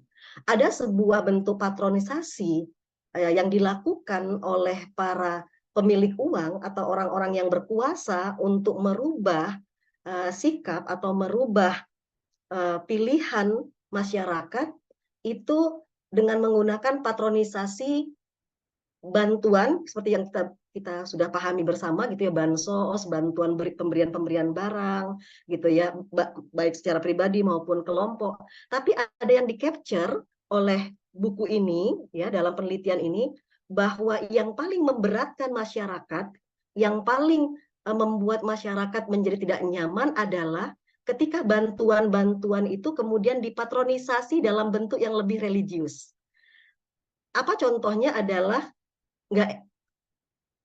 bagaimana bantuan-bantuan itu dilapisi atau dibungkus dengan ini bentuk kasih sayang, ini adalah bentuk pengertian saya. Kata-kata seperti itu membuat masyarakat kita, apalagi di grassroots, itu menjadi sangat tidak nyaman. Muncul sebuah keadaan di mana mereka menjadi merasa sebagai orang yang tidak pandai berterima kasih bila setelah diberi bantuan atau diberi uang gitu ya, tidak memberikan dukungan. Maka patronisasi sendiri kan adalah pertukaran ya, pertukaran keuntungan dengan dukungan seperti itu. Jadi ketika seseorang memberikan sesuatu lalu kemudian itu dibungkus dengan patronisasi yang sesuai dengan adat istiadat atau lebih religi atau lebih sesuai dengan kultur yang ada, maka perasaan tidak enak masyarakat yang menerima bantuan tersebut itu semakin tinggi. Gitu. Misalnya kelompok ibu-ibu majelis taklim gitu ya, ini langsung pada praktek menerima bantuan pada barang-barang kelompok, lalu dikatakan ini adalah bentuk perhatian saya untuk kemajuan majelis taklim agar kondisi keilmuan ibu-ibu meningkat. Itu perasaan si penerima bantuan itu semakin tidak nyaman gitu ya. Mereka kan punya pikiran-pikiran, akan tertanam sebuah persepsi kita seperti tidak memberikan penghargaan kepada orang yang memberikan bantuan, dan kondisi itu dipahami oleh orang-orang yang hari ini melakukan praktek-praktek bansos atau pemberian-pemberian di lapangan seperti itu. Yang kedua yang ingin disoroti dalam buku ini adalah bagaimana kemudian jaring mobilisasi pemilih atau yang lebih dikenal dengan broker di lapangan itu perannya luar biasa gitu. Maka kemudian kita melihat bantuan-bantuan itu kenapa hanya kadang-kadang menyasar kepada kelompok-kelompok tertentu atau komunitas-komunitas tertentu saja. Misalnya ada orang miskin, tapi karena dia tidak masuk di dalam radarnya si broker, dia nggak mendapatkan bantuan itu. Tapi masyarakat miskin yang bisa diradar oleh para broker, orang-orang yang menjadi penengah di antara masyarakat dan kandidat atau partai politik, maka itu akan selalu mendapatkan seluruh bantuan. Semakin mereka dekat dengan broker, ya, dengan broker dari suara di lapangan, mereka akan semakin menikmati banyak bantuan-bantuan yang ada, dan itu melenakan sekali gitu. Tapi bagi orang-orang miskin yang tidak dekat dengan broker-broker suara gitu ya, itu kadang-kadang gitu ya, meskipun mereka secara karakteristik adalah pihak yang layak mendapatkan bantuan, mereka tidak pernah merasakan mendapatkan bantuan. Itu saya pikir catatan-catatan tentang bagaimana penyelewengan bantuan dilakukan. Yang ketiga, mau tidak mau, buku ini juga menyoroti tentang bagaimana peran partai politik gitu ya dalam konteks tadi bansos atau bantuan itu juga punya peran gitu ya, bahwa kegiatan-kegiatan atau hal-hal lain yang dilakukan oleh partai politik itu juga memberikan sebuah perubahan atau sebuah perpindahan persepsi atau sikap dari pemilih ya ketika mereka akan memilih partai mana atau kandidat mana untuk pemilu yang akan mereka ikuti gitu. Baik, sedikit ini mungkin sebenarnya sudah sama-sama kita ketahui ya, bahwa hari ini kenapa saya katakan ini memanfaatkan dulu gitu ya, 2005, 2009 gitu ya, pemerintah hari ini menjelek-jelekan bansos gitu ya, menjelek-jelekan bansos atau menjelekkan BLT. Tapi kemudian ini seperti sebuah warisan yang dihina tapi dibuang sayang, seperti itu ya. Lalu kemudian ya berkali-kali kalau kita melihat dulu di masa rejim SBY gitu ya, tahun 2025 BLT diberikan bersamaan dengan untuk menutupi krisis BBM atau krisis inflasi yang ada. Jadi selalu saja gitu ya, permen itu dijadikan oleh rejim atau oleh pemerintah sebagai permen untuk meredam kemarahan masyarakat. Lalu hal yang lebih buruk lagi adalah seakan-akan mulai 2005 sampai sekarang gitu ya, program bansos ini dengan semua nama-namanya seperti jimat bagi semua problematika yang ada. Kalau ada problematika apapun di masyarakat kita, bansos. Ada apa saja persoalan, ada pergolakan apa saja di masyarakat kita, bansos itu yang akan dijadikan sebagai penyelesaian gitu, tanpa ada sebuah evaluasi atau ada sebuah perhitungan-perhitungan siapa yang harus mendapatkan, bagaimana itu dikelola, dan bagaimana itu memberikan dampak atau pengaruh kepada perbaikan-perbaikan yang ada di masyarakat. Terakhir saya pikir saya langsung kepada kesimpulan gitu ya, Bapak Ibu gitu ya. Selama kondisi masyarakat kita baik secara psikologis dan sosiologis gitu ya, itu masih bisa dikendalikan, maka ya kalau kemudian pendidikan kita terjadi rekayasa kondisi masyarakat yang ada gitu ya, kemiskinan sengaja diciptakan, kesulitan sengaja diciptakan, kebijakan-kebijakan pemerintah tidak pro kepada rakyat, di mana pengangguran, di mana harga bahan pokok, di mana kesehatan gitu ya, itu kemudian dibiarkan tidak terkendali dan tidak memberikan kenyamanan bagi masyarakat atau bagi seluruh masyarakat Indonesia dimanapun berada gitu ya, maka selama itu gitu ya, bansos akan sangat menjadi efektif untuk mendulang, untuk merubah arah suara pemilih gitu, meskipun mereka mengetahui ya mungkin orang yang memberikan itu tidak jauh lebih baik dari orang yang tidak memberikan. Tapi kondisi kemasyarakatan, kondisi yang ada memaksa masyarakat kita gitu ya untuk menerima hal itu daripada gitu ya, dengan perkataan daripada tidak ada, daripada tidak dapat, daripada tidak menikmati sama sekali, ya sudah seperti itu gitu. Jadi selama rekayasa kemasyarakatan, kondisi sosial masyarakat kita masih terus dibiarkan, lalu kemudian kebijakan pemerintah kita tidak memberikan ruang bagi dukungan kepada kesejahteraan masyarakat, maka selama itu juga bansos, BLT atau apapun namanya itu sangat efektif sebagai alat ya, patronisasi, sebagai alat tukar untuk mendapatkan dukungan bagi kandidat capres maupun kandidat calon anggota legislatif. Demikian Pak Jumari, sedikit dari saya gitu ya. Saya tidak ingin menggarami, saya pikir tadi yang pembicara pertama sampai ketiga sudah luar biasa. Terima kasih ya Pak Jumari.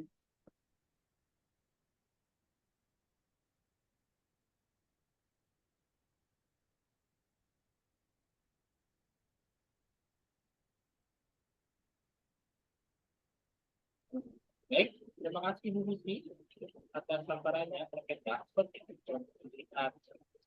yang awal kan memang ini sudah ditolak oleh Pak Jokowi. Kemudian itu sekarang menjadi persoalan antara. Lalu sekalian, keempat bicara sudah menyampaikan paparannya. Sekarang kami bicara ini bertanya. Ini ada Prof. Andawan dari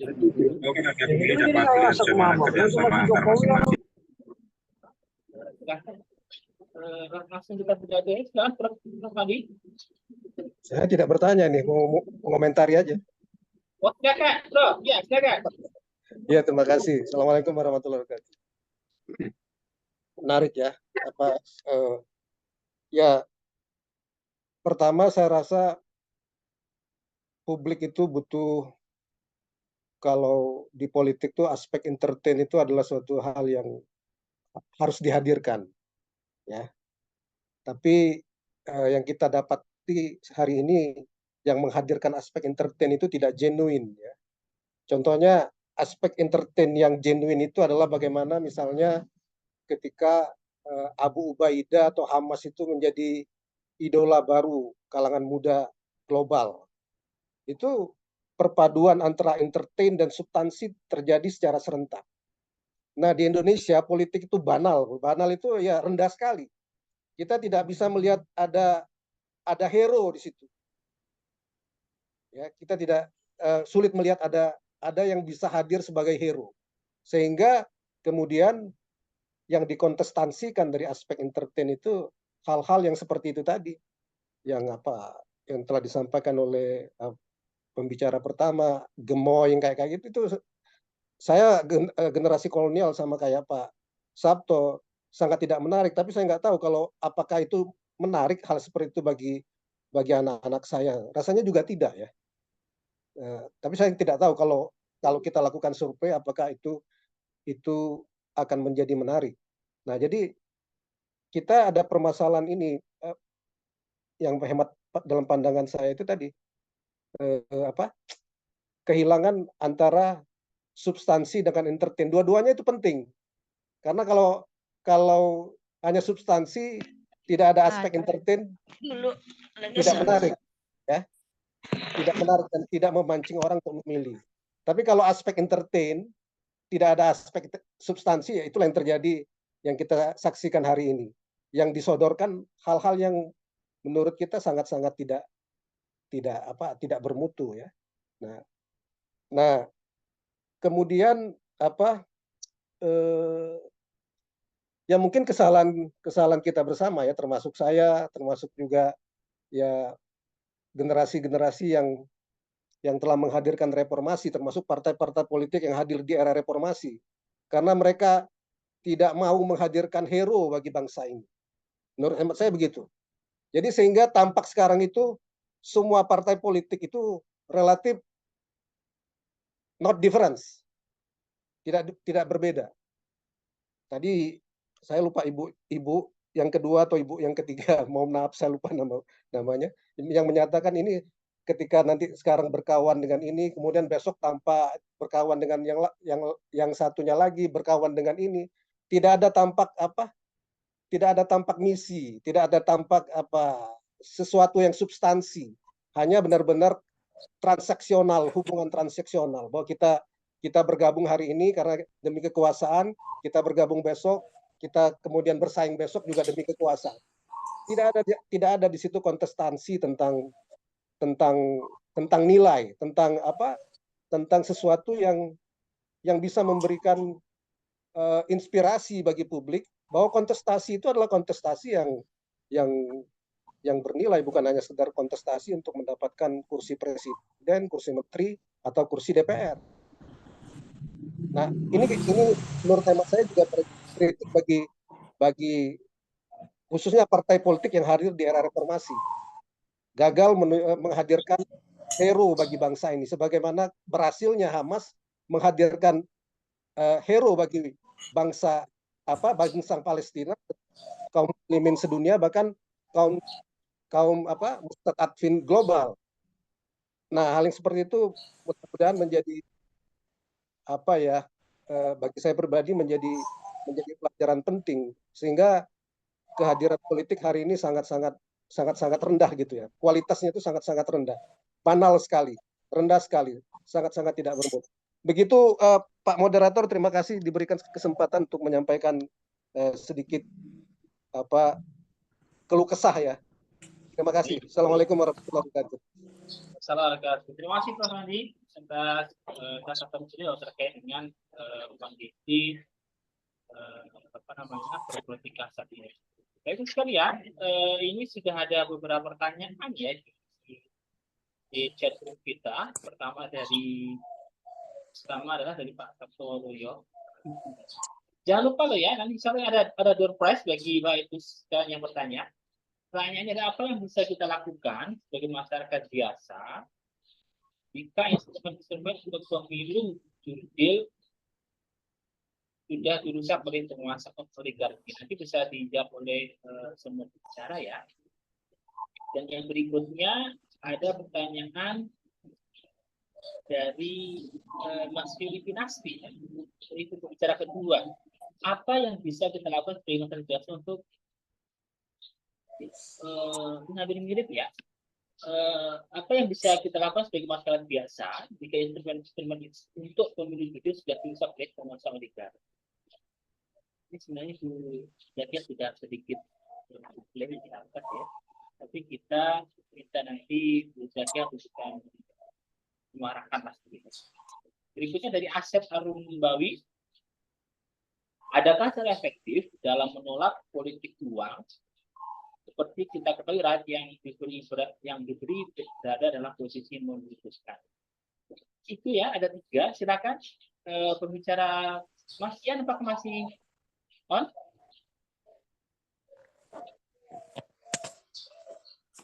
Ya, masih Mas. Ya, saya Mas menangkap dari 3 pertanyaan dari Pak Sabto, dari Mas Asep, sama dari Mas Yudi Dinasti. Silakan. Ya, izin pertanyaan pertama saya maaf gitu. Apa yang bisa kita lakukan sebagai masyarakat biasa jika instrumen-instrumen pemilu jurdil sudah dirusak oleh penguasa oligarki ya.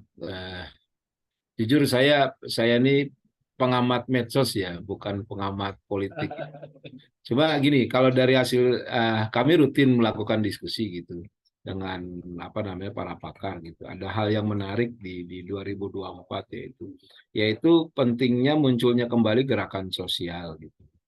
Jadi gerakan sosial itu gerakan yang tanda kutip itu meluruskan kembali baik itu norma-norma maupun implementasi undang-undang yang berlaku. Gitu. Nah, terkait dengan pemilu ini kan ada hal yang tercederai. Ini bukan bicara terkait dengan politik dinasti ya, tapi bicara terkait waktu itu putusan MK gitu. Ada hal yang tercederai di situ. Dan karena putusan MK adalah tanda kutip maha putusan gitu untuk wilayah hukum Indonesia. Iya. Artinya memang tidak bukan kita lakukan gerakan sosial gitu. Nah, syarat gerakan sosial ini kan nggak boleh dimotori oleh partai politik gitu. Terus siapa yang memotori? Memotori ya tokoh-tokoh moral gitu, tokoh-tokoh punya value, para pakar gitu. Mirip-mirip dengan 98 loh, kurang lebih seperti itu. Cuma tidak harus chaos dengan sama 98 ya gitu. Karena itu yang sebetulnya harus dilakukan dan sepertinya akan menarik generasi Z, generasi milenial gitu. Banyak pengalaman yang membuktikan bahwa sebenarnya generasi Z dan milenial itu mereka sebetulnya melek politik gitu. Contoh kalau Bapak Ibu ingat dengan revisi Undang-Undang KPK kemarin gitu, yang begitu luar biasa, anak mahasiswa Gejayan memanggil ya. Saya yakin Bapak yang tinggal di Jogja itu masih ingat itu hashtag Gejayan memanggil itu luar biasa kejadian di kota-kota besar, tidak hanya di Jogja, di Jakarta, tapi juga di daerah-daerah lain. Atau Omnibus Law gitu, itu tinggi sekali di medsos itu. Mesin tangkapan kami sehari itu bisa 500.000 lebih percakapan. Gitu. Artinya anak-anak muda ini mereka walaupun dengan gaya milenial dan Z-nya yang orang lihat kurang lebih ini sepertinya apolitis gitu. Pada isu-isu tertentu itu menarik perhatian mereka. Gitu. Nah, mereka pada sisi partai politik yang saat ini seperti kata Prof. Andi tadi gitu, yang sudah terlalu transaksional, memang tidak disukai sama anak muda. Tapi ketika yang muncul adalah tokoh-tokoh moral, gitu, para praktisi gitu, itu kemungkinan besar akan menarik dan akan menciptakan menjadi gerakan sosial. Gitu. Kurang lebih seperti itu, Mas. Izin. Mungkin bisa dilanjut dengan yang lain. Baik, Mas. Ya, terima kasih. Tadi memang pertanyaannya hampir mirip ya. Silakan pada Bu Sek ya. Ya, terima kasih. Ya, saya senang dengan beberapa diskusi yang ada di dalam chat ya. Saya kira ini jadi menggugah semangat kita kembali untuk menghadirkan tadi yang disampaikan oleh Pak Ian, gerakan sosial itu memang harus bangkit. Dan terima kasih juga Prof. Andi. Pemilu itu tadi, pemilu itu adalah gagasan dan entertain. Tapi jangan lupa hanya entertain saja yang minus gagasan ini nanti jadinya nggak jauh-jauh beda dengan apa yang dipertontonkan di televisi dan hasilnya ada pemilu sama dengan artis nanti yang maju adalah artis-artis yang apa yang sebenarnya ada gagasan tetapi kemudian gagasan itu tidak disampaikan apa adanya. Ini yang penting untuk digarisbawahi. Terima kasih Prof. Andi sudah memberikan feeding hari ini. Dan terkait dengan gagasan kenapa bansos ini sama dengan politik uang dan kenapa gerakan rakyat ini hari ini penting untuk menjadi bagian yang kita suarakan. Saya sebenarnya ingin mengajak Ibu Bapak dan teman sekalian untuk sedikit melihat apa yang kami lakukan di desa anti politik uang. Saya akan share apa yang kami lakukan dan semoga ini menjadi inspirasi atau saya tidak tahu apakah ini bisa menjadi cara kita untuk sama-sama melakukan upaya-upaya ini dari tingkatan grassroots. Pertama, gerakan kata kuncinya di Pak Ian tadi yang disampaikan oleh Pak Ian, kuncinya adalah gerakan sosial. Gerakan sosial hari ini memang menjadi bagian penting dan kalau kita lihat dalam soal bagaimana melawan ini kan, bagaimana melawan politik yang nirgagasan ini, maka ini kita lakukan dengan gerakan sosial. Nah, apa yang disampaikan tadi benar adanya, bagaimana Gejayan memanggil pada saat itu jadi trending topic ya. Ini kangen lagi anak-anak muda ini semestinya sekarang sebagaimana dulu pada saat Gejayan memanggil di awal-awal itu mulai bergulir lagi. Tapi jangan kira teman-teman yang berada di belakang Gejayan memanggil itu tidak was-was. Mereka sudah didatangi oleh aparat yang begitu-begitu. Dan pada saat saya berdialog dengan teman-teman di belakang Gejayan memanggil, yang terjadi tekanan-tekanan seperti itu sudah bermunculan. Nah, kemudian pada saat gagasan itu digulirkan.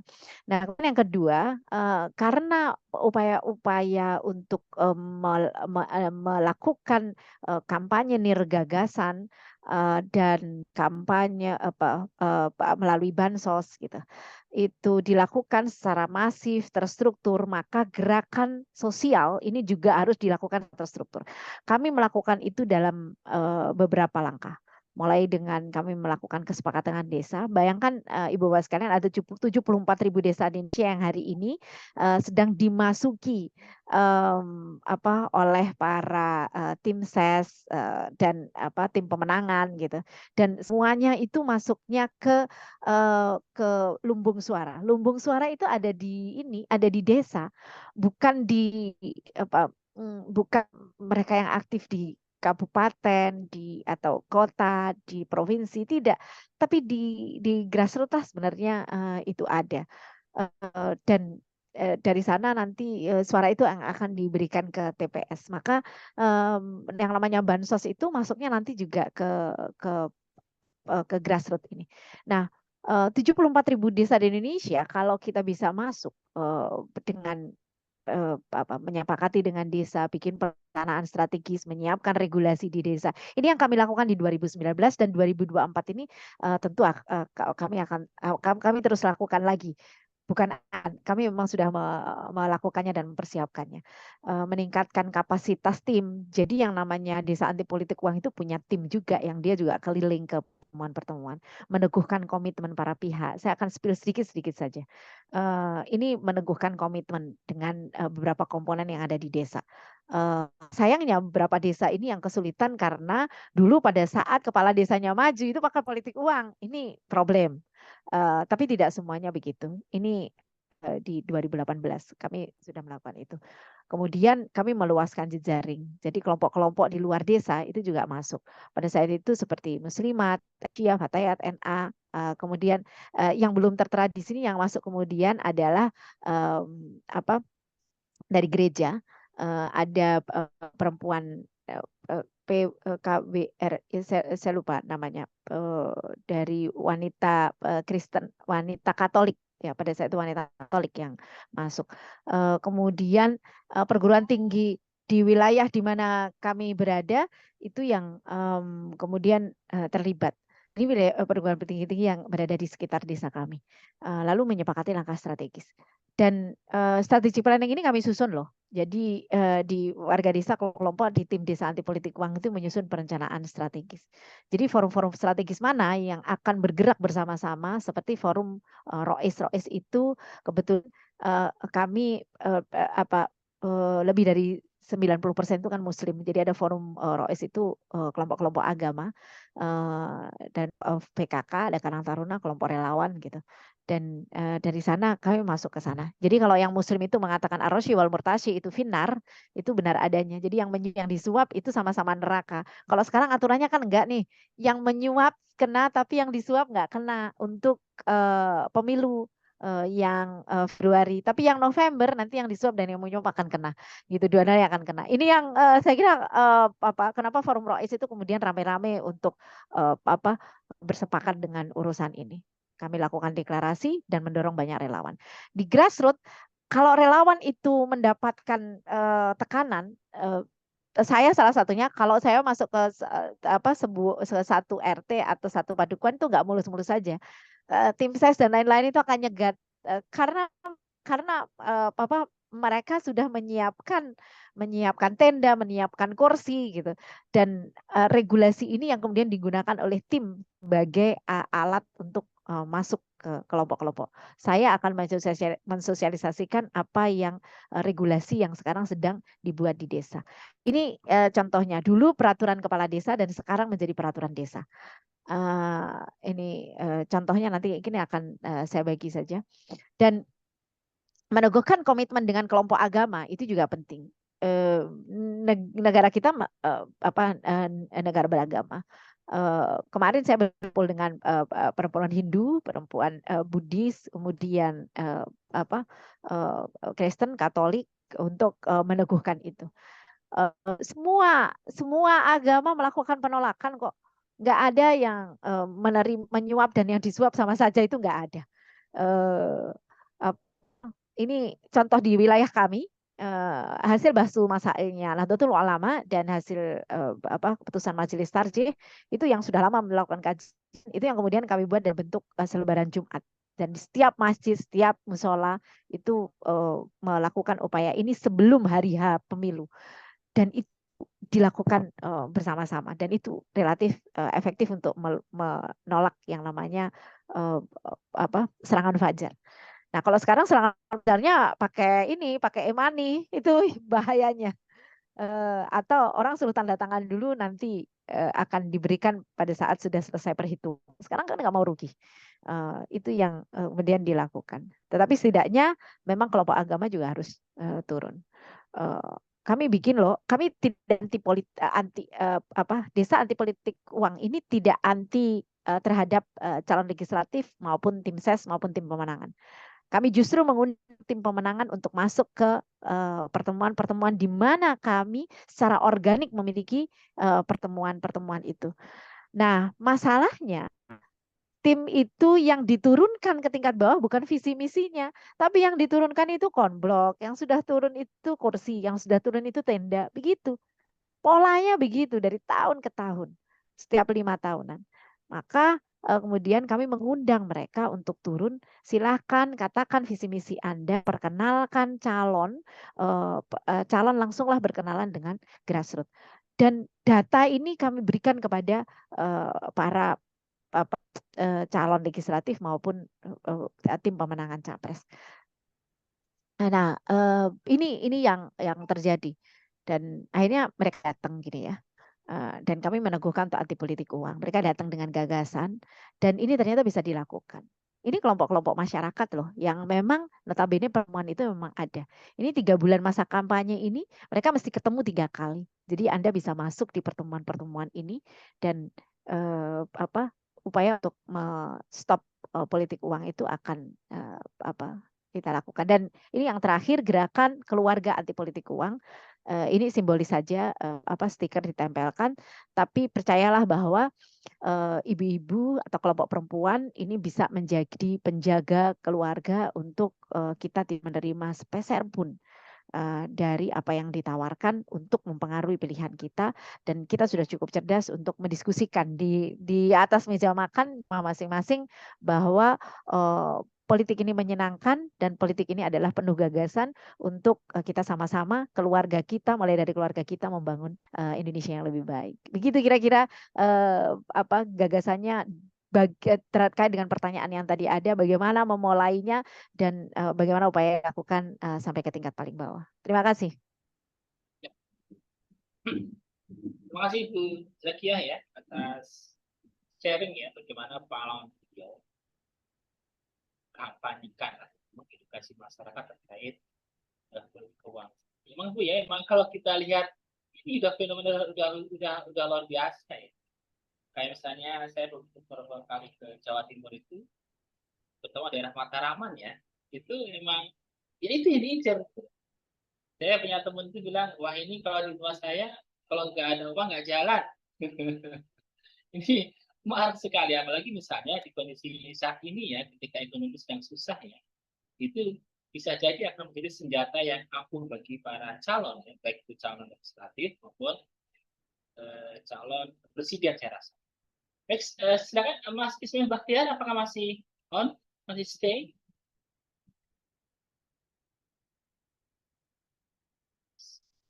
Mas Ismail? Baik, kita kalau tidak ada, kita minta ke Ibu Susilowati, silakan Ibu. Tanggapan Ibu terkait dengan apa yang tadi. Ya, terima kasih Pak Jumari. Ya, saya sangat banyak belajar ya, Masya Allah, dari Bu Zakia. Gitu. Memang gerakan bersama dimulai dari bawah ini sesuatu yang sangat luar biasa. Saya mungkin sedikit saja ingin menyampaikan untuk yang lebih mikro gitu ya. Belajar dari ketika saya coba berdiskusi, saya melakukan pertanyaan dengan beberapa teman gitu. Kalau mungkin ini sedikit mohon maaf, bagaimana Palestina itu mengelola jumlah yatim dari korban pengeboman setiap masa seperti itu, bagaimana mereka mengelolanya sehingga orang miskin dan orang yatim, fakir miskin dan jandanya itu terkelola gitu ya. Lalu kemudian satu kata adalah membangun awareness dari masing-masing orang per orang gitu. Nah, ini yang mungkin ingin saya selipkan dari apa yang sudah disampaikan oleh Bu Zakia yang secara struktur gitu ya sudah sangat dari A sampai Z-nya sudah selesai. Tapi ada sebuah gerakan juga yang kita nggak boleh lupakan gitu ya, bahwa politik uang gitu ya harus juga kita lakukan dengan membangun kepedulian kita dengan orang-orang terdekat gitu. Kalau kita melihat ada fakir miskin atau orang-orang yang tidak mampu di sekeliling kita harus mulai bisa melakukan itu gitu.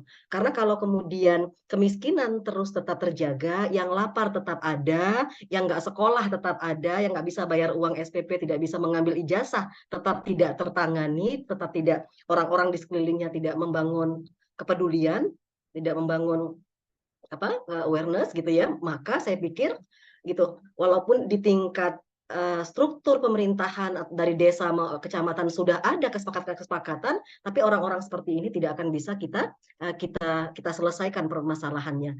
Jadi setuju dengan apa yang disampaikan Bu Zakia. Mungkin sedikit tambahan, mari mulai diri kita juga kita memberikan kepedulian kepada masyarakat sehingga kasus-kasus kemiskinan ini tidak menjadi alasan, tidak menjadi alasan untuk mereka melakukan politik uang atau pengambilan uang atau uang menjadi sesuatu yang merubah pilihan mereka, gitu. Mungkin itu saja, Pak Jumari. Ya, terima kasih Bu Wisnawati. Saya cukup ya, ini sudah jam 3. Pak Sabto, saya cukup diskusi kita di siang hari ini. Kami atas nama SIR dan LKSP ya mengucapkan terima kasih banyak kepada para narasumber kita, Mas Yan, Bu Zakia, Mas Ismail, dan juga terakhir Bu Sulawati atas paparan dan informasi sekalian. Semoga hal ini bisa memberikan semangat baru ya, terutama tadi yang Bu Zakia sampaikan ya, bagaimana gerakan beliau dengan tim beliau memberikan edukasi kepada masyarakat. Walaupun berat ya, tetapi usaha itu harus terus diupayakan. Terakhir, kami sekali lagi atas nama SIR dan LKSP mengucapkan terima kasih kepada Bapak Ibu peserta atas kehadiran Bapak Ibu sekalian di diskusi di siang hari ini. Silakan kita foto sebentar untuk dokumentasi kita. Mohon di on kameranya. Silakan Mas Suranto ya.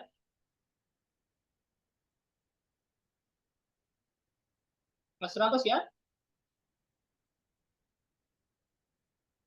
Ya, saya hitung ya 1, 2, 3. Pertama, yang kedua 1, 2, 3.